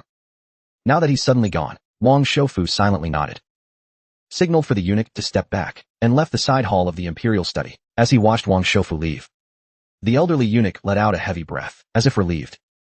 When Wang Shoufu descended the steps, he couldn't help but glance back. His gaze was full of disappointment. In the end, he deeply bowed towards the imperial study and walked away briskly, this time without looking back. The elderly eunuch returned through the imperial study and approached the emperor's sleeping quarters. "Your Majesty," he said, "the Prime Minister has left." Emperor Yuanjing let out a faint acknowledgement. He gazed at the night sky through the window and asked solemnly, "Who are the ones gathered at the palace gates?" The eunuch respectfully answered, "All those who should be there have come." Emperor Yuanjing snorted coldly. "I knew it. These conniving bastards pretend to oppose one another, but half of it is just a show. Detestable, despicable. They should be punished." After venting his anger, he calmed down and asked, "Has Imperial Censor Yuan Xiong shown up?"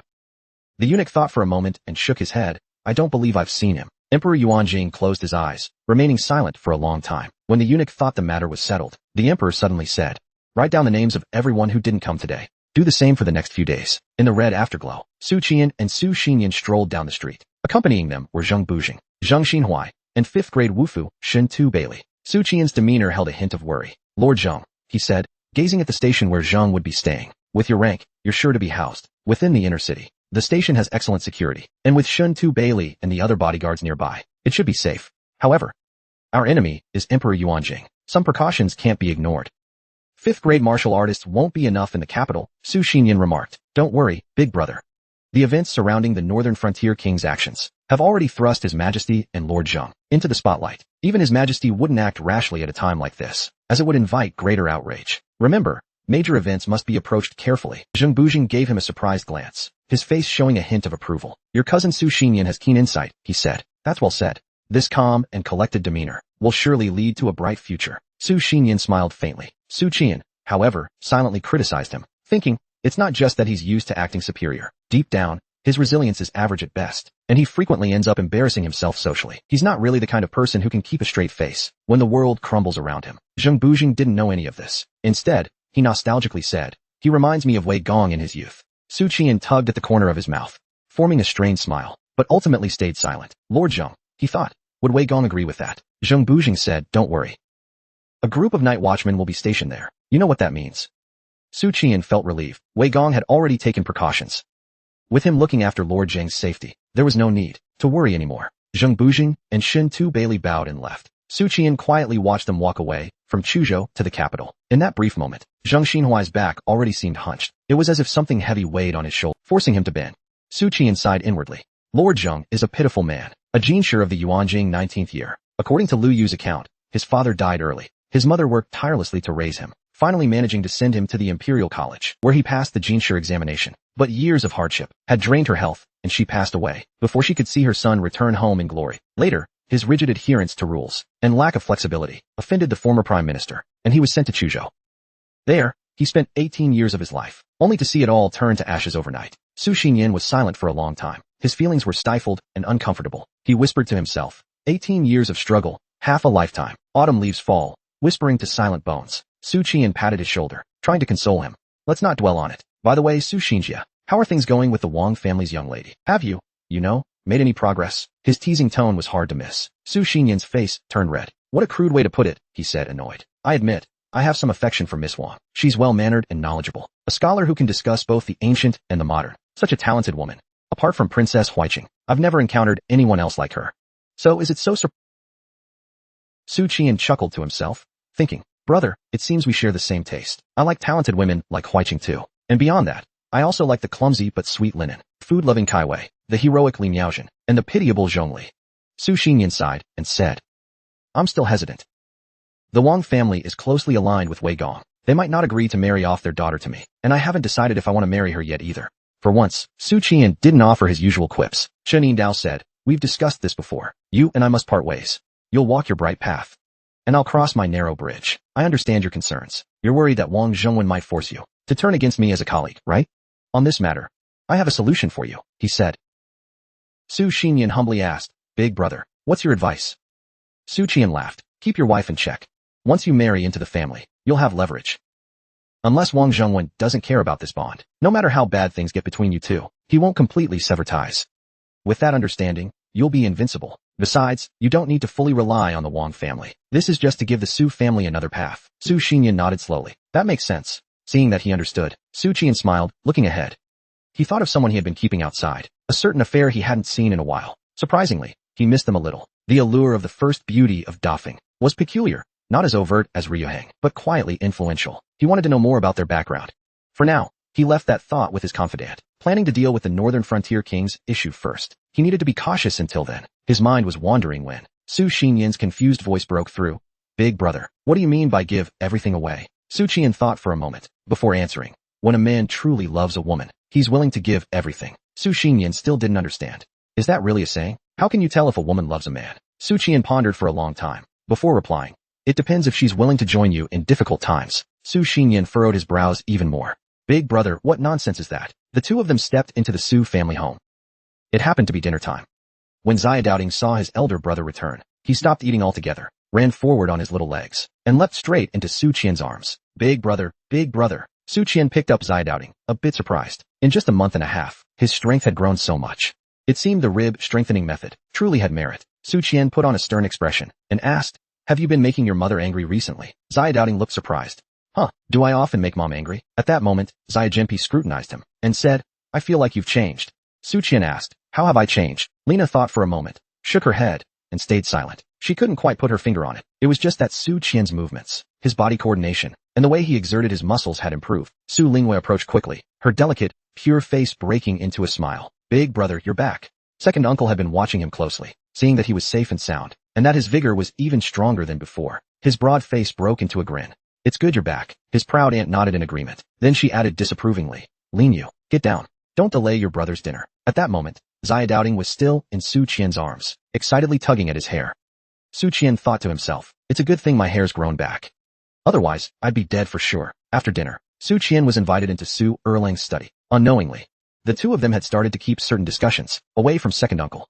Unlike when they dealt with the Ministry of Revenue official, the three of them had planned together. The two brothers felt it was better this way. Second uncle wasn't skilled at scheming, and the more he knew, the more he'd worry. Over at the East Wing, second uncle sat by the window, sighed.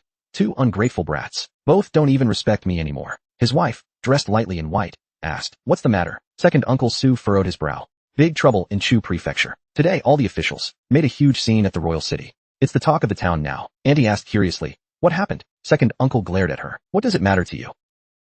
Now, I don't even have a say anymore. In the study, Su Erling sat by the tea table and asked, Big brother, you haven't told me the full details of what happened in Chu Prefecture. Su Qian said calmly, Chu Prefecture's case is far more complex than you think. He quietly recounted his journey north, describing each event to Su Xinjian. He even spoke of working with Zhengbu Zheng and witnessing the devastation of Chu Prefecture. Su Xinjian was stunned. So, His Majesty was involved as well. Su Qian looked at him, knowing that his younger brother's remaining idealism and loyalty had just crumbled. It was now completely gone. Su Qian sneered. The mission of the delegation's return was to expose the crimes of the Northern Prince. Zheng Darren won't allow the Northern Prince to be buried as a prince with the honor of a guardian general, enshrined as a hero for future generations. Scholars value posthumous reputation the most. If we can't convict the Northern Prince, in Zheng Xinhai's eyes, this is an incomplete revenge. It doesn't count as true justice for Chu Prefecture's people. Su Qian deliberately asked, Xinjian, how do you think this battle should be fought? Su Xinjian replied, you're already doing it, stirring up a major upheaval, forcing the emperor's hand. Even the emperor can't stop such overwhelming public sentiment. Didn't he already agree? Let's see what happens tomorrow. Su Qian sighed. It's a shame that the court isn't my arena. I can't help much there. Putting hope in others is not a good feeling. Su Xinjian comforted him briefly. You've already done plenty, big brother. Frowning deeply, Su Xinjian's expression grew grave. Big brother, this doesn't seem to match what you've been saying. If this case was a secret plan by Emperor Yuanjing and Prince Huai, then the delegation's strategy to catch them off guard was doomed from the start. Don't forget, Ke Yongxiu escaped. And the Northern Prince's spies also got away. There's no way they didn't report the Northern Prince's downfall back to the capital while you were planning triumphantly. He might have already been tipped off. If that's the case, Emperor Yuanjing would have already prepared his response. Don't underestimate him. He's been playing this political game for years. If he gets serious, not even Wei Gong and Wang Shoufu could stand against him. Su Qian suddenly realized something. You're right. That's absolutely true. But the court isn't his home turf. I wouldn't be so arrogant as to think I can challenge Emperor Yuanjing head-to-head in the court for long. Also, my rank is still too low. I don't even have the right to attend court sessions. That means I can't be on the front line this time. So for now, the main effort will have to rely on Wei Gong, Zhengbu Zheng, and those courtiers who still have a shred of conscience or ambition. However, I can still work from the outside, managing things from behind the scenes. At the octagonal platform in Guixin Tower, an elderly, white-haired Jian Zheng stood at the edge, his deputy standing at his side, overlooking the capital. Suddenly, a white-robed figure appeared behind Jian Zheng. He spoke in a calm, deep voice. I heard the Northern Prince was killed in the capital. The two of them stood back to back, both with hands clasped behind their backs, both clad in snowy white robes. It was hard to tell them apart at a glance. Jian Zheng chuckled softly. Some people must be smiling in their sleep. Yang Qianhuan silently wondered if his teacher was referring to Wei Yuan or someone else. He mimicked Jian Zheng's hum, then continued. The one who killed the Northern Prince was a mysterious expert. They single-handedly faced 5 top masters in Chu Prefecture's ruins, and slew the Northern Prince in full view of the crowd. To avenge the common folk, they pursued him for miles and finally killed him in Jili Valley. It was truly stirring, making one's blood boil. I couldn't help but wish I had been there. But thinking about how Su Ningyan also didn't take the spotlight, I feel much better. That kid has always stolen my opportunities, so annoying. I'm sure in Chu Prefecture, watching that mysterious expert dominate the scene, he must have felt pretty envious himself. Having said that, Yang Qianhuan, using his intuition as a 4th-rank warlock, sensed that Jian Zheng turned to look at him. Yang Qianhuan felt elated. Jian Zheng finally, after all this time, felt ashamed of the mistakes he'd made in the past, but Jian Zheng's gaze was merely filled with pity. Everything else was just Yang Qianhuan's imagination. This has been going on for a while. We thought His Majesty would compromise. When the director of the demonic guard went in for discussions, the reply from the king's office was that His Majesty didn't meet with him. It's ridiculous to think that avoiding him would make this matter disappear. So the next day, the officials gathered at the palace gates again, protesting and causing trouble. They felt as if they'd been played with. As the situation escalated, the case of the Duke of the Northern Region's massacre in Tuqing spread across officialdom, into the streets and among the common folk. The details were shocking. Some slammed the table in anger, calling the Duke inhuman. 380,000 lives. A whole city wiped out. How could he be so heartless? Do you know? The investigator sent to Beijing that he's the one. Without him, the Duke's crimes might never have been exposed. With Su Yingluo, I finally feel the court still has some integrity. Because with him, villains have no chance of escaping justice. But I heard that in court affairs, even Su Yingluo is powerless. That's not a problem. The civil and military officials will naturally take over from him. Have you heard?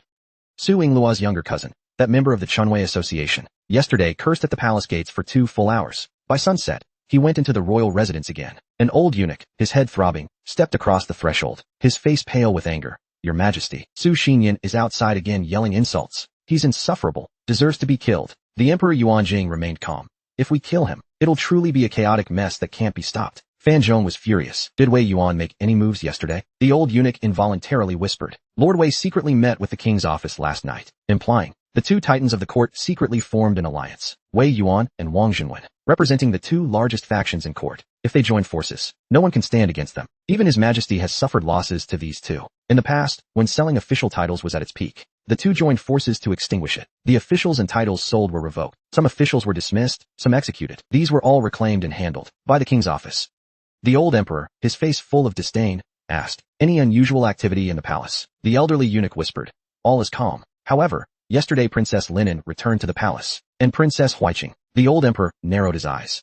"What about Huiqing?" The eunuch quickly replied, "She left the palace. She returned to Huiqing's residence." After a long silence, the old emperor merely murmured, "I see. If Lingen comes to see me later, just send him back." On the third day, the officials still gathered at the palace gates, but observant individuals noticed that although the number of people remained the same, some of the most powerful ministers did not show up today. Su Qian, at the Watchman Bureau, met Princess Huiqing's chief guard. By the princess's order, the guard had come to invite Su Qian to a meeting at the princess's residence. Su Qian immediately followed the chief guard, riding his beloved mare to Huiqing's residence. At present, the palace had become a place of turmoil. No outsiders were allowed inside, and the princes, princesses, and concubines within the palace could not summon external officials. Therefore, Princess Huiqing had to rely on her own residence. Huiqing's residence was in the highest part of the imperial city, in the most heavily guarded area. This region contained royal family members' mansions, those of Linen and other princes and princesses. It was second only to the palace itself in importance. As the head of the Chujo case office, though not at the center of the current turmoil, I was still a key figure involved. What could Huiqing want from me? It certainly wasn't because she missed me. It was Su Qian's first visit to Huiqing's residence. In contrast, he had been to the second princess's mansion many times before. In the spacious and bright reception hall, Su Qian finally met Huiqing again, a woman as elegant as a snow lotus. Huiqing's face was calm, but her brows showed a hint of heaviness and gloom. "Tell me about the details in Beijing." Su Qian recounted the events in Chujo in detail. When Huiqing finished listening, she stayed silent for a long time, her exquisite face showing neither joy nor anger. In a soft voice, she said, "Accompany me to walk in the garden." The princess's garden was vast. The two walked side by side without speaking, but the atmosphere was not awkward. It felt serene, as if time stood still, and old friends had reunited. After a while, Huiqing sighed.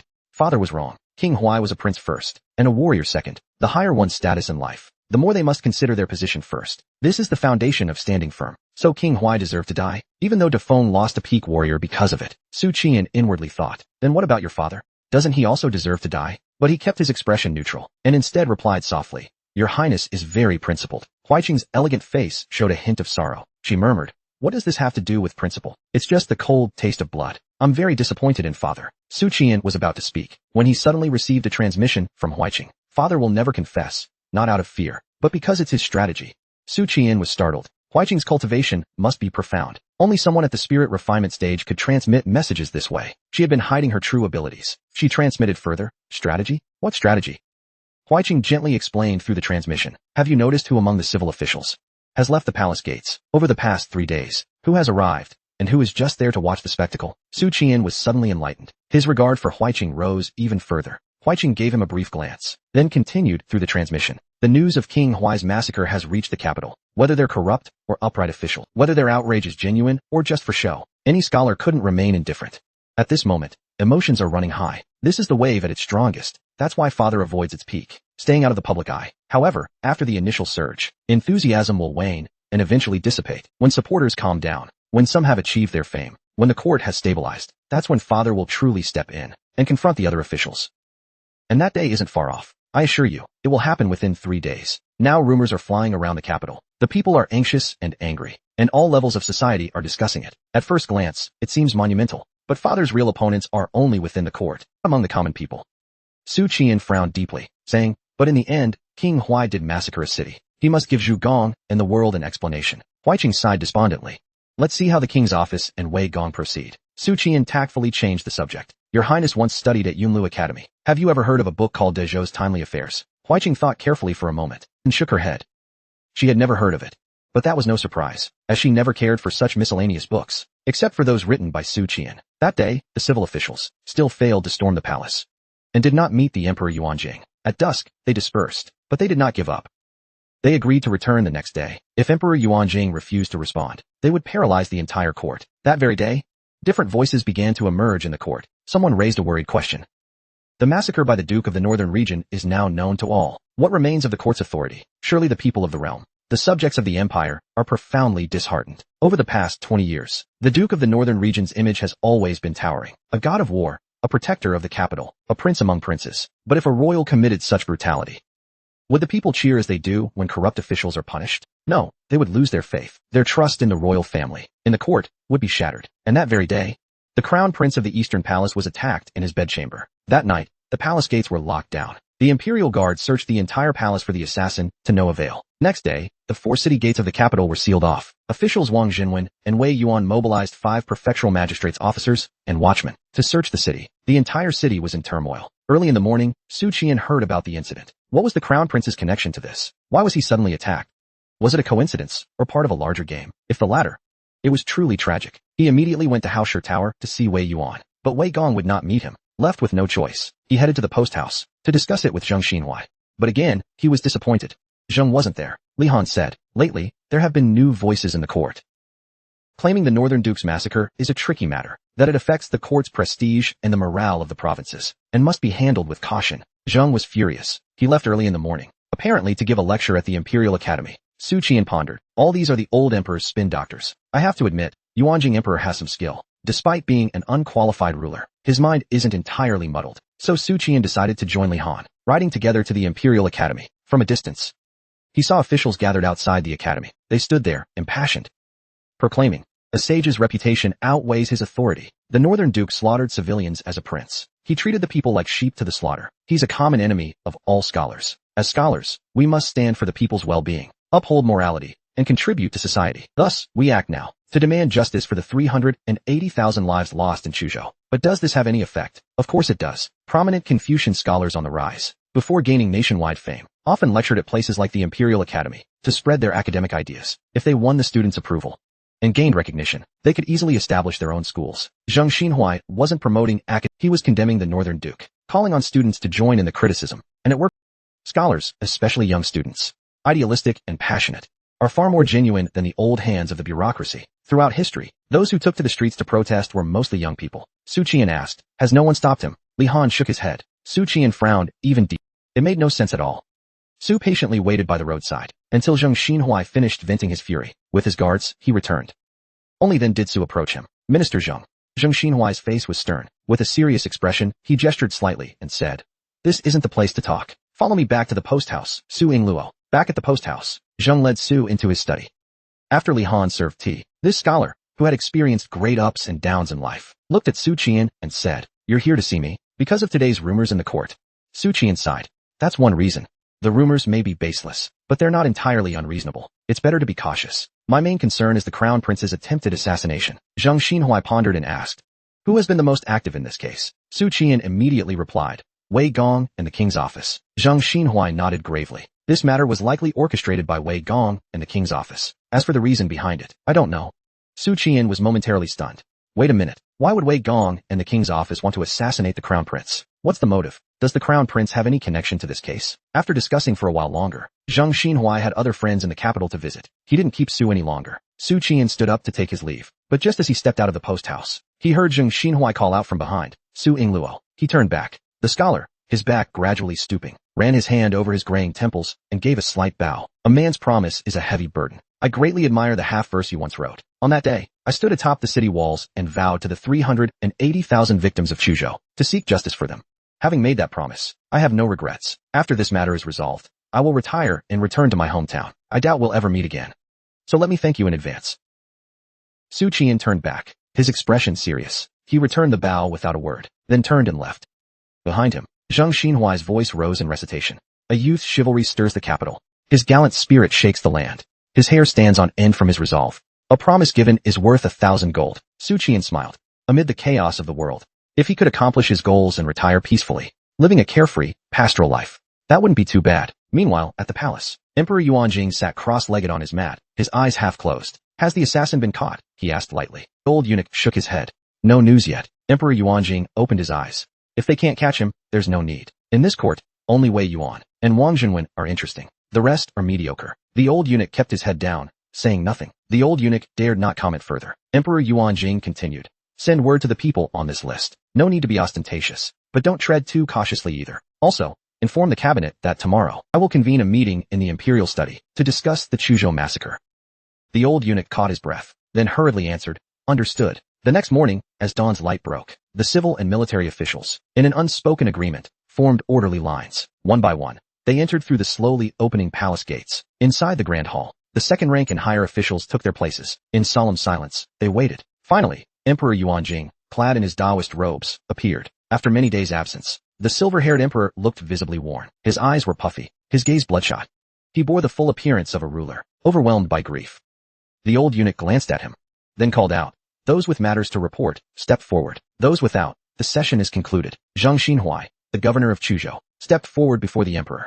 He bowed deeply and said, Your Majesty, General Huai of Chujo conspired with the cult of no gods and the imperial Taoist sect. For his personal gain, he ascended to the second rank by massacring 380,000 residents of Chujo City. Since the founding of the dynasty, such atrocities have been unheard of. It is a crime that angers both gods and men. I implore your majesty to strip General Huai of his title, reduce him to commoner status, and execute him as a warning. Furthermore, I request a 3-day commemoration for the 380,000 souls, so that the empire may know the truth. Emperor Yuanjing stared at him deeply, his face devoid of emotion. Surprisingly, despite the emperor's silent fury, Zhang Xinhuai was unafraid, meeting his gaze head-on. At that moment, the king's office representative stepped forward. General Huai's actions have provoked widespread outrage. The capital is already in an uproar. If the court does not provide a proper explanation to the people, Kong Shengming stated firmly, Your Majesty, demote and offer a 3-day commemoration at Luxian City for the 380,000 souls of Chujo. In the hall, the assembled officials all bowed. The tension was palpable. Your Majesty, demote Prince Huai to commoner status, they urged. Offer a commemoration at Luxian City. 3 days for the 380,000 innocent lives of Chujo. Emperor Yuanjing slowly stood, glaring down at the gathered officials. Suddenly, he flipped the massive desk before him. It toppled, crashing heavily down the steps, landing just before the shocked assembly. And then, the hall filled with the emperor's heart-wrenching roar. Prince Huai is my brother. You want to demote him to a mere commoner? What exactly are you after? Would you have me declare myself guilty as well? Do I mean nothing to you anymore? Losing a brother is like losing an arm. And yet, instead of showing compassion, you gather at my gates for days on end, trying to force me into submission. Do you want me dead?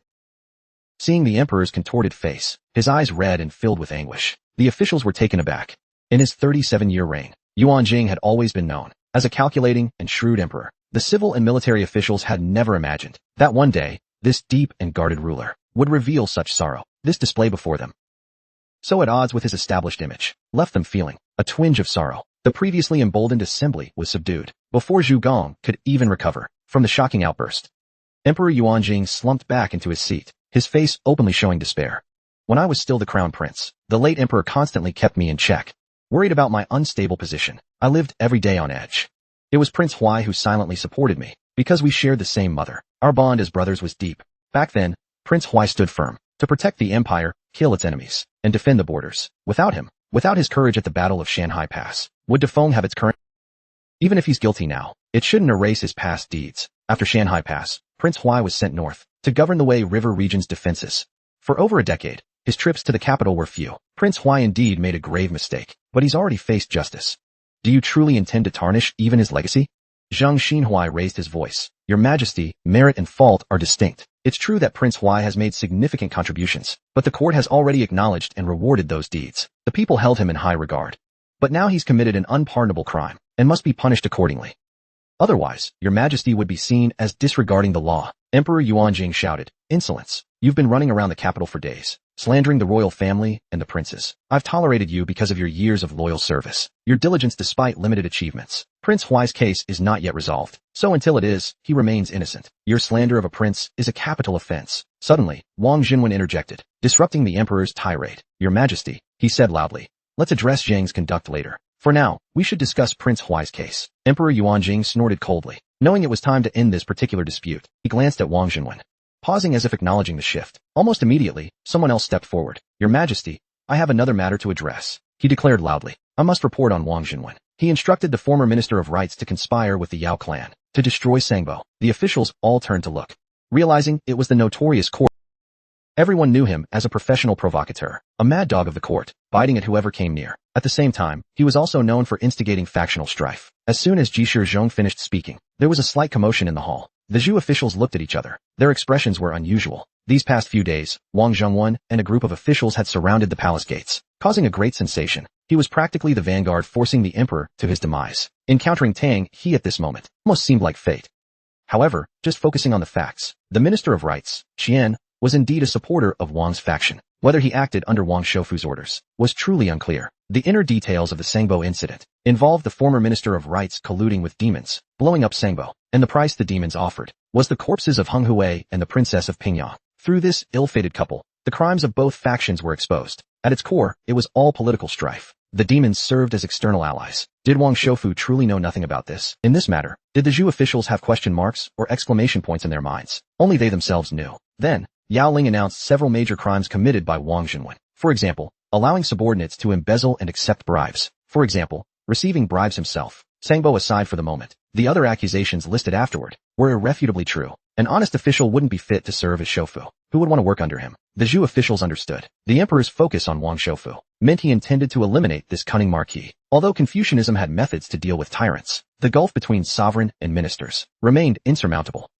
Emperor Yuanjing was no young ruler. On the contrary, he had Wang Shoufu raised his head and declared himself loyal. Immediately, Imperial Censor Zhang Xingying stepped forward to argue, saying, "Your Majesty, Wang Shoufu's corruption and greed have harmed the nation and its people. He must not be retained." Emperor Yuanjing was silent for a long time, his gaze briefly resting on Wei Yuan, who sat like a meditating monk. He then declared calmly, "Wang Shoufu has indeed gone too far. Shoufu has dedicated himself to the empire's stability. Diligent and industrious, he had great achievements. The trusted Zhang Yusher was actually Wei Yuan's man." The meaning behind his words was clear. Yuanjing's carefully crafted balance had become his own greatest wisdom. If it had been anyone else, they would have been dismissed. But not Wang Shoufu. He was currently the only person in court who could counterbalance Wei Yuan. Without him, even if Yuanjing supported another faction, they wouldn't be able to stand up to Wei Yuan alone. In a short quarter of an hour, Yuanjing, Wei Yuan, and Wang Shoufu, the three major players in court, had already had a confrontation. Yuanjing had managed to suppress the officials' boldness, and the Zhu officials, Wang Shoufu and Wei Yuan had. The discussion turned back to the massacre case of the Duke of Huai. At this moment, Wei Yuan finally stepped forward, requesting that the emperor hold the Duke of Salt Town to account and give the people an explanation. As soon as his words fell, the Zhu officials immediately echoed him. But this time, a small number of them stayed still. Naturally, Yuanjing noticed this. He let a faint smile curl at the corners of his mouth. In the court, after all, interests took precedence. Personal gain outweighed everything else. The earlier move to intimidate the marquis was enough if it frightened even a few people. At this point, the first opposing voice arose. It was none other than Vice Censor Yuan Xiong who spoke. "Your Majesty, I believe the chujo case should be considered carefully. We must not hastily convict the Duke of Huai." Yuanjing frowned, feigning ignorance as he asked, "Why do you say that, Yuan Aiqing?" Yuan Xiong suddenly grew emotional. "The Duke of Huai is none other than your Majesty's uncle, a prince of the great Feng dynasty. This concerns the honor of the royal family and your Majesty's reputation. We cannot draw conclusions lightly." The civil officials exchanged knowing glances. Previously, Liao had been implicated in the Imperial Examination Marshal incident, hinting at Wei Yuan's offense to the Grand Academicians of the Eastern Pavilion. After the examination, the Grand Academicians joined forces with Wei Yuan to negotiate with Yuan Xiong. Ultimately, it was the emperor who protected Liao. 3 months later, the matter was put to rest. Now he had indeed become his Majesty's blade, striking back against the entire civil officials faction. At that moment, an elderly man leaning on a cane, his hair silver and devoid of color, stepped forward. "The censor Yuan's words are reasonable," he said. The elderly man wore an official robe embroidered with 5-clawed golden dragons, his gaze direct and unwavering. He was an uncle of Emperor Yuanjing and the Duke of Huai. Emperor Yuanjing appeared taken aback. "Uncle, why have you come? Didn't I tell you that you didn't need to attend court? Someone, quickly assist my uncle to a seat." The old man snorted. "If I hadn't come, the great Feng dynasty's 600-year reputation would likely be ruined by a disrespectful descendant like you. The great Feng is the empire of the people, but it is also the empire of our royal family. The founding emperor endured great hardships, overthrowing the previous dynasty's corruption to establish the new dynasty. Emperor Wuzong cleansed the court of traitors with his campaigns, paying dearly in blood and toil. The Duke of Huai committed serious crimes and deserves death, but as long as I live, I won't allow you to tarnish the royal family's name." The official's expressions grew tense. "The great Feng has stood for 6 centuries, continued the elderly prince.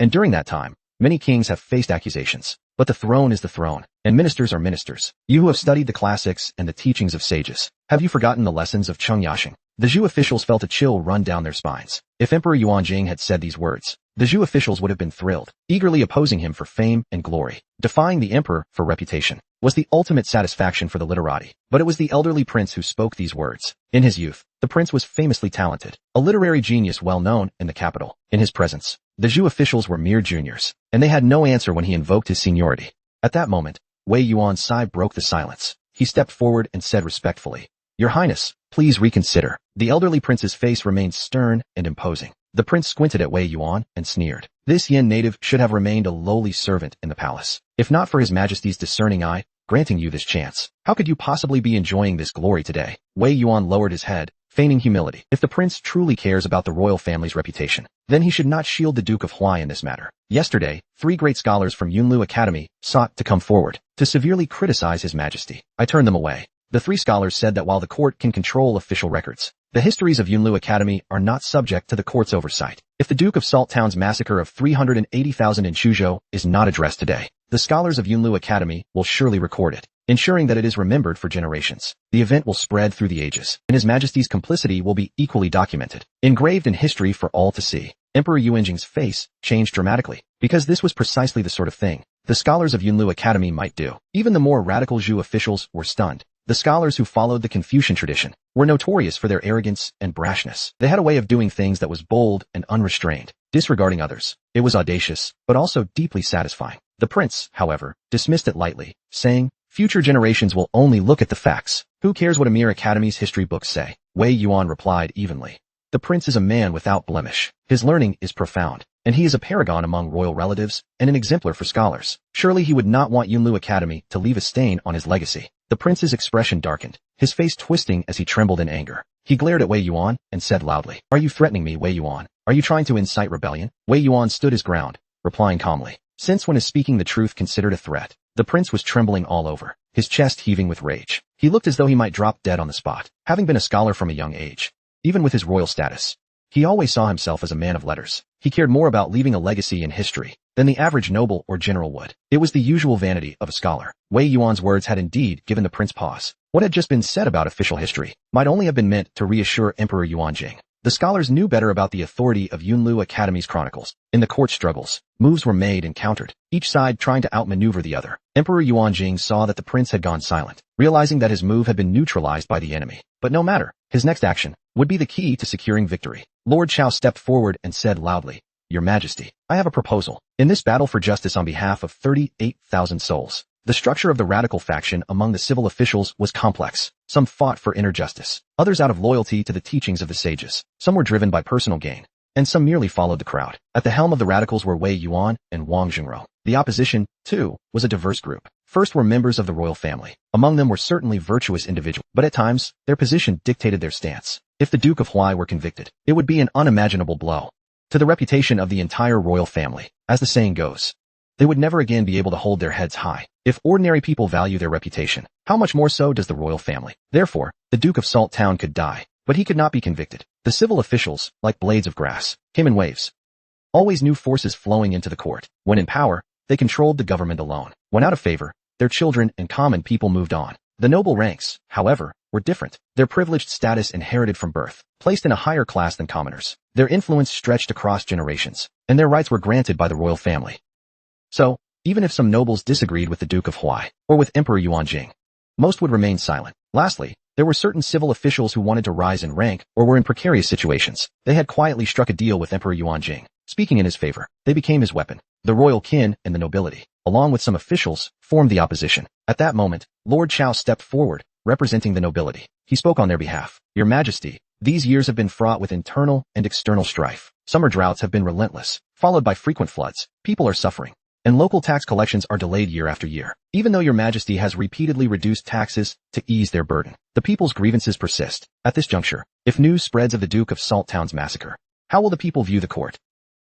How will future generations regard the court? Will they not see it as corrupt and decadent, leading them to act even more brazenly? Will they not feel emboldened to defy the law?" Emperor Yuanjing erupted in anger. "Nonsense! Are you calling me a foolish ruler? Are you suggesting that everyone in this court is incompetent?" Lord Shaou replied loudly. "I would never dare. But, pardon me for saying so, aren't the officials acting in a reckless manner?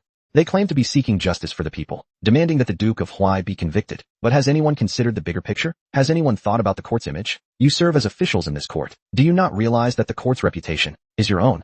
The two of them played off each other, as if in a double act, while the court officials began whispering among themselves, exchanging furtive glances. Even those who disagreed were startled and angered. They had to admit, Lord Shao's words were not baseless. In fact, They were quite reasonable. The royal family's reputation might not be enough to change their stance. But what about the court's dignity? In the eyes of the officials, the court's authority was paramount. After all, the court's prestige was their own prestige. The two were inseparable, interwoven. Emperor Yuanjing sighed deeply in sorrow. But the Duke of Huai has indeed done wrong. Lord Chao said loudly, Your Majesty, the Duke of Huai is already dead. A buzz of discussion immediately broke out. Yes, the Duke of Huai is already dead. The greatest noble is gone. There's no longer a general who can lord over them. In that case, is it still worth compromising the court's dignity over a dead man? Many officials began to have this thought. Emperor Yuanjing angrily replied, Does death erase his crimes? Lord Chao answered, It could. Yuanjing frowned. What do you mean by that? Lord Chao responded solemnly, Your Majesty, have you forgotten who truly destroyed Chujo City? It was the Manchus. It was the Manchus who turned Chujo City into ruins. Could we not look at this from another angle? The allied forces of the demons and Manchus attacked the city. The Duke of Salt Town fought valiantly to the death, defending the nation's border. In the end, he died heroically in battle, sacrificing himself for the great Feng. Yet his sacrifice was meaningful. With his efforts, he single-handedly fought against the leaders of the demon and Manchu armies, killing one and severely injuring another. He cut down Gili Zigu and dealt a heavy blow to Zuzhu. After this battle, the northern region enjoyed a decade, or even several decades of peace. The Duke of Salt Town died a worthy death. He is a hero of the great Feng. Lord Chao presented the officials with two choices. The first was to hold their ground, convicting the deceased Duke of Huai, but damaging the royal family's reputation, shaking the people's trust in the court. The second was to rewrite the narrative, blaming the destruction of Chujo on the demon and Manchu forces, crediting the Duke of Salt Town for dying in defense of the city, and declaring his heroic sacrifice. What the officials needed to do was to exonerate a deceased prince. In doing so, they could not only restore the court's dignity, but also go further, solidify the court's authority and strength. At that moment, a bitter laugh echoed through the hall. It was a scholar named Zheng Xinhai, whose face was filled with sorrow and rage. Your Majesty, Lord Chao, have you forgotten? It's not just I who witnessed all of this. There were the entire delegation, the 20,000 soldiers of Chujo, the thousands of people in the capital who know the truth, and the young students of Guizijian. Can you silence the voices of the whole world? Zheng Xinhai could no longer contain his indignation. He roared, hysterical. Can you stifle the voice of the people? Emperor Yuanjing looked down at him, his gaze full of deep mockery. He said coolly, Court is adjourned. We'll continue tomorrow.